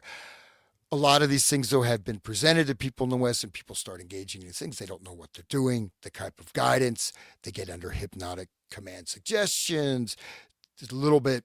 So yes, these things are certainly possible, Right. but they also, you're sort of getting into the operating system, right? You're getting into the deep hardware. Like you're not going to just pull. If I'm my laptop, I'm not just going to pry it apart and start pulling chips out of my laptop unless I know what the hell I'm doing, right? You know what I mean? Hopefully. So Yeah. it's not. You know what I mean? I'm saying like you could think of the regular rational mind or conscious mind as sort of it's running on the computer, but if you so yes, but no, absolutely, yeah. These things can be controlled, etc. But anyway, so back to the Esterbrook. So like so they're looking up references, books, looking at in a book at their side. So I just feel like this language. It's very again, it's like shadow language to a certain degree. But so this is not like. What? How many things, right? There's like all these assassins reading in the book, reading the phrase in the book, getting the trigger. Go buy the book. Go to the store, buy the book. Read this Right. book, open this book, or play solitaire. Right? Same thing. Right? I think it's right. Also, with the occultism, the dark occultist holds his occult books in his left hand. In the statuary, it's that way. Even the Statue of Liberty has the books in her left hand, and it's like on their side, like the left hand path. I don't know if it's like that literal, but that's what made me think. But yeah, I bet that is coded language, Hans. You're probably right. Yeah, you can see the deception in their coded language in these FBI stuff too. I mean, it's just off the charts. So funny to watch them. Yeah, I'm unwilling to state, but then they're talking face to face. They're like, guys, we can probably get people to do whatever the f we want. We just have to get Esterbrook's on board or whatever. Yeah. Learn it ourselves. Government is drooling. They're just like frothing at the bit. Yes, we can control their minds. Tell us. Yeah. We've got this new technique. We got to go up to Colgate right away. So this is the next one. Memorandum 1936. Lester took George Esterbrook of Colgate University and Mr. Coffee to lunch today. Dr. Esterbrook was very enthusiastic in his comments upon the Bureau's laboratory and stated that it was far beyond his expectations, and he was most agreeably surprised to find out up to date it was and what fine equipment it possesses. They're so interested. They got their own lab, the FBI. The three of us discussed matters of mutual interest, particularly in connection with Dr. Esterbrook's pet subject of practical hypnosis. Dr. Coffey, I presume, will submit a detailed memorandum concerning Dr. Esterbrook's experiments in the Bureau. So he's experimenting in the Bureau. And I've asked Mr. Coffey to notify me so I could sit in on some of Dr. Esterbrook's demonstrations if possible. William, so they either had a laboratory or something. Oh, sorry, guys. I'm sorry. It's okay. I'm guys, I'm trying to find it on my thing and I'm lost again. What page? I forgot to bring it up. I have it on my thing. Okay. That's my Are you on 20, 19? Yeah, I'm on page on my 16. My page, it's 15 or 16. Okay, I'm sorry. That's it. I'm sorry, guys. I'm not doing my job. You're good, man. Dude, it's your birthday. You're allowed. It's Marilyn Monroe sang to you. That's right. But have anybody investigated Theosophy, Scientology, and MK Ultra? How much are they intertwining? Dianetics, dude. What's Dianetics? It uses like that. Right, the E-meter. Yeah, E-meter. That's the electrogalvanometer, right? It is that. It's what it is. They just renamed it, rebranded it. They just used the first letter, the E, instead of electrogalvanic, right? Yeah. I think that Burroughs was an early adherent to Dianetics. He was. Or Scientology. And somebody asked him, I have to find this reference, but I vaguely remember somebody asking, is this the CIA mind control stuff? And Burroughs is like, yeah, this is it. So like he made that connection between all the mind control research and experimentation that was happening in the 50s and what he was going through. Once he kind of was past the kind of infatuation phase with Scientology, he was like, I got to get this as far away from me as possible. So Got that. William Burroughs, the guy that shot his wife in the head and was buggering little kids in South America, The road naked That one, lunch. that Yeah, same one, yeah. yeah. Those big Naked brutal. Lunch. Oh, okay. Pictured with Genesis Porridge, P. Orage, Oh, and Peter man. Christopherson, and these other Yeah. So like a proud debauched pedophile characters. who actually killed his wife and was let out of prison. Like this. Okay. A rich boy too. He was like a Harvard graduate Right. he never worked. It's kind of Burroughs like adding Crowley. machine. Part of the Beat generation, yeah. like that whole before the 60s, they had the Beats, and that was prepping the cultural mind for this new 60s thing, right? Sure was. Sure. He was like an elder beat, right? He was sort Right. of he was the beat guru, actually. Yeah, You're right. He was older than them. He was very worldly wise, experienced. He had, and he was, the Junkie. Burroughs adding machine. So he's from a multimillionaire family that was. If you guys don't mind, I apologize, but I just wanted the middle paragraph in that document. I just find very odd, right? Just this This one? paragraph. I know, yeah, the one I read, in this page 2, the third paragraph. You want to read that, William? And just Do you want me to read it again? Professor Estabrooks? Yeah. Professor Right. Estabrooks was of the opinion that the process could be demonstrated to a select group of Bureau representatives in 6 days. The technique, as I observed it, if it could be imparted at all, could certainly be imparted in 6 days to Bureau representatives. Why do you repeat that? I'm of the opinion, however, that certain indefinable qualities must be possessed by said Bureau representatives. Just what these qualities are, I'm unable to state.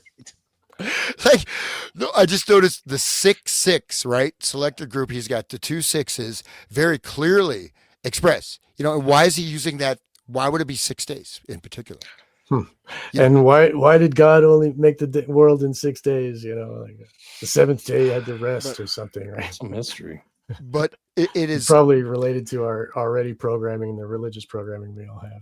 But this seems like a nudge, nudge, wink, wink, right? Certain indefinable qualities must be possessed by said Bureau representatives. Just what these qualities are, I'm unable to state. There's They're just ample room for indefinable. deception. What the fuck? Yeah, of course. There's Possessed by whom, right? Yeah. Yeah. Okay. Anyways, I The just thought that was- demons. They could be lying, but Estabrooks has a technology that he can make sure whether they're sleeping or otherwise. So, I mean, it's really crazy. Like, this is them learning. That's what I said at the beginning. This is these documents are showing the FBI as they're starting to understand the techniques and what they could do. And understanding the techniques are very important because that's what Estabrooks was doing in McGill, like this kind of more advanced techniques with more drugs, more ECT, and all kinds of weird stuff associated with Dulles. There's no question about it.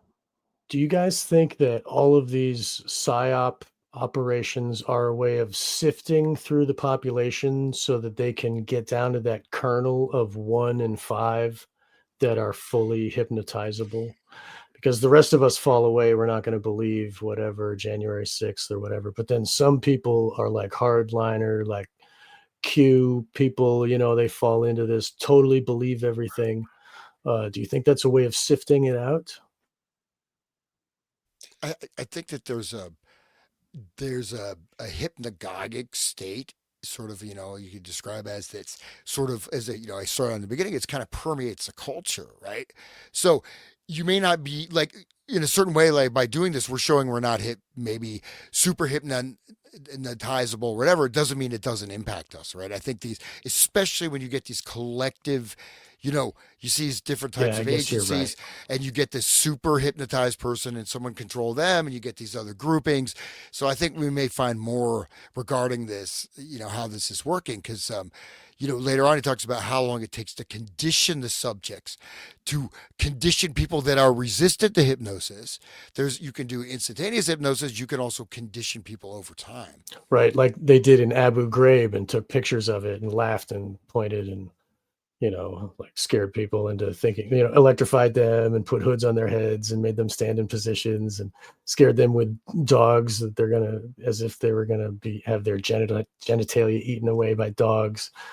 That type of trauma induces the hypnotic suggestions, just like Grok had to endure, this clown that we started talking about way back when. Yeah, it's it's really something else. I think that if to answer your question, I think there are sifting process to find all kind. I think the state looks for suggestibility things, criminals, people who are violent, you know, different Yeah. tests. And it goes back to all the CIA kind of personality tests that Scientology used. Like that's how you start in Scientology. You literally take a personality test, which is Same. super scary. It's like 100 or 200 pages. It's not like a questionnaire that's one page. You go into Scientology, they go, let's find out about your personality. And then It's then they have all the they have all the information about you. Like, wow. That is the exact same as the induction into LaVeyan Satanism. Wow. You listen to Mark Passio talk Mm. about how he had to fill out essays, long, detailed essays about who he is, how he can benefit their organization, about his own psychology, deep stuff. And that was all filed away in his file, Mark Rokar, whatever. It's the same thing. The way they look at how they can use you, and LaVeyan Satanism is a sifting to sift out who's a psychopath that they can use for their organizations. It's really interesting. Well, I think even that it's maybe overlooked type of sifting that is actually very important, is to find people that have a potential to break out of this or could have potential influence on the system, that have potential leadership capacities or types of intelligence, and to steer them in the wrong way, to block them, to put them into sort of psychological traumatic patterns, to keep them from actually being able to fulfill their potential. Wow. I think that's also very central, right? So, and then you get, again, going back to maybe William or Sean will have to talk about that, Operators and Things, which is such a weird book, but I mean, it's like that's in a sense they're things, the operators, right? So you're being operated, you're being corralled, and then you have your just all these personality testing, like all this stuff. Look at the mental health, the criminalizing of mental health as the new frontier of law enforcement agencies, right? And I'll send you this weird, inverted pyramid with all the color schemes. Have you guys seen all these? They have these specific colors, indigo, this, that. This is a major, major initiative. And this goes all the way back. You can go back to the mental hygiene stuff at the United Nations, but I think it definitely ties into this as well. And this testing. Go ahead, William. Yeah. Well, just saying, here it is. They have a whole wiki. Oh, he fell out. Shit. Well, I'll take it. If they can deem you mentally incapable, then they can take away the need for your consent. There he is. I just wrong button. Okay, but I just said that if they can prove that you are not sane, then they don't need your consent for what they're going to do to you. Just like Bedlam, the first mental hospital, they would like chain people to the wall. They would like make them sick with insulin, and to just make them not be able to even control their own body. So it's a way of subduing people that won't be subdued. If you deem them crazy, just like they got this thing, the cops can take you away for 72 hours. If someone says that you're a threat to yourself or others, they just take you away because your mental health, right? So no wonder they're putting such focus on the mental health stuff. Can you read some of those questions, William? They just seem very odd. I don't know. Do you browse through railway timetables, directories, or dictionaries just for pleasure? Do you often sing or whistle just for the fun of it? Does emotional music have quite an effect on you? Do you rarely suspect the actions of others? This is like Parallax View type stuff. Wow. This was totally fake. He named it Oxford Capacity Analysis to give it a more gravitas sounding title, but like it has nothing to do with Oxford. But isn't Oxford part of the English, like Rule Britannia, the whole Cecil Rhodes thing? Yeah, he was like the hierarchy of that. It has no relation to the University of Oxford, although the name may have been chosen to imply a link. Right. Esther Brooks is Oxford. Very, very numerous psychology organizations would point out is not a genuine personality test, and that Scientology recruiters use it in a highly manipulative and unethical fashion. Surprise, surprise. Guys, I think I'm at the 2-hour mark. I think it's time for me to wrap it up and go to episode 8 next week. I'm glad that we have an open end for this, William. Thank you. Guys, we are only at 20 pages through this. When we don't speed up, we're going to do like 30 episodes.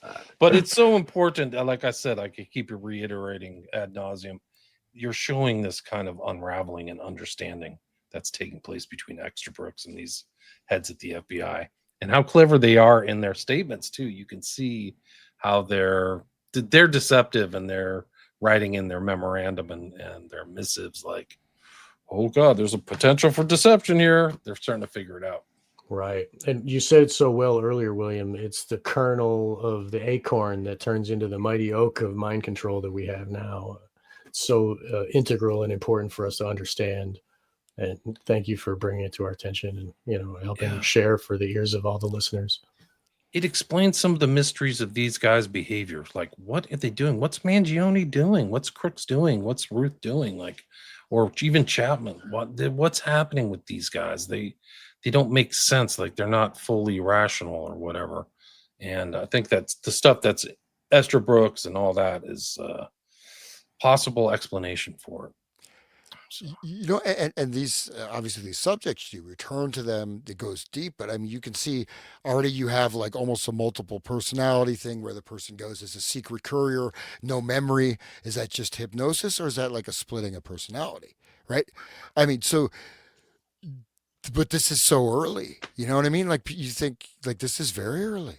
I mean, this is, but then this also ties in with Pavlov's research in, it was, you guys familiar with like the Stalinist science where they try to bring animals back to life, like the dog. They have the dog with two heads. They have the dog with a giant heart machine. So all this stuff was going on too, right? It is based also on this very mechanistic approach to the human being, and then again, one last thing, these guys are elites, right? I mean, Oxford, they are communicating in a certain way, even mentioning Yale.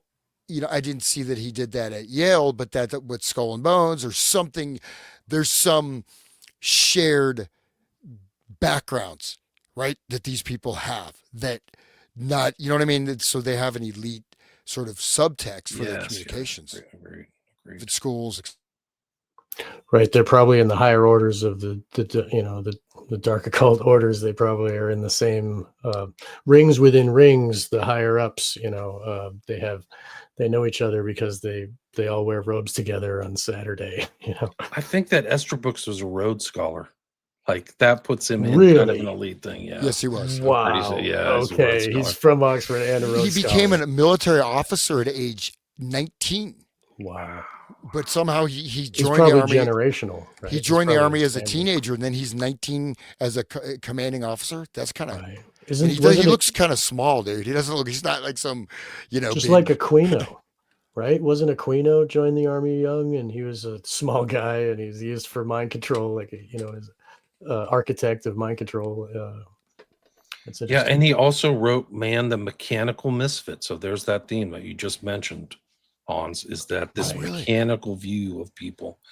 And he also wrote The Future of the Human Mind. I cannot find this freaking book, but it's got to be super important because they always mention his book Hypnosis and stuff like that, but I cannot find The Future of the Human Mind. Wow. Hans, do you remember the children's music that you brought to my show long ago about like I'm a robot? And I know I'm a little puppet. There you go. And so these were records. Children's Records Guild was one of them. They're connected also with they say communist infiltration, but these were records that you have kindergarten, and these were going across the entire nation, and they have like nap time songs, sleepy time songs, and this is I'm a little puppet, now lift your arms, and it's trippy, man. You can see this is, and imagine this is a conditioning. So you're conditioning means that you're going to do this multiple times, not just one day. Right. And so these nap time songs, and which I said, once you have these commands and you look 10 years later when these are teenagers, what's coming in the popular music, and you can see this.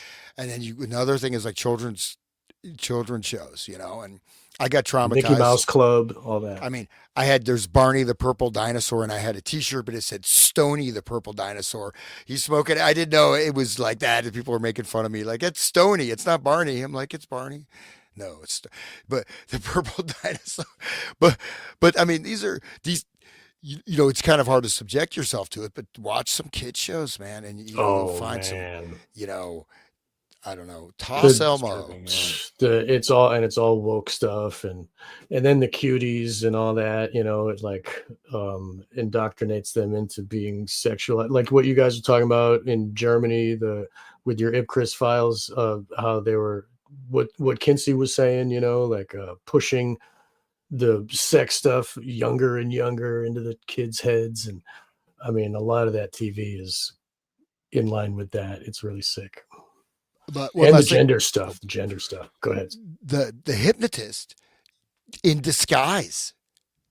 Right. That's pretty creepy, isn't it? I mean, you're. This is a doctor. The doctor's going to help you. Oh no! Right. He's trust the science. Right. You're going to be in a hot tub with J. Edgar Hoover pretty soon, bro. Yeah, really. You know, not remember it. Let's hope they got cocaine or something. There is ample room for deception in cases of hypnotism. That's what they said. I didn't know the Process Church had a peace scope. I've never heard of that. So, and Process Church is more Scientology too, right? It's an offshoot for sure. Yes, right.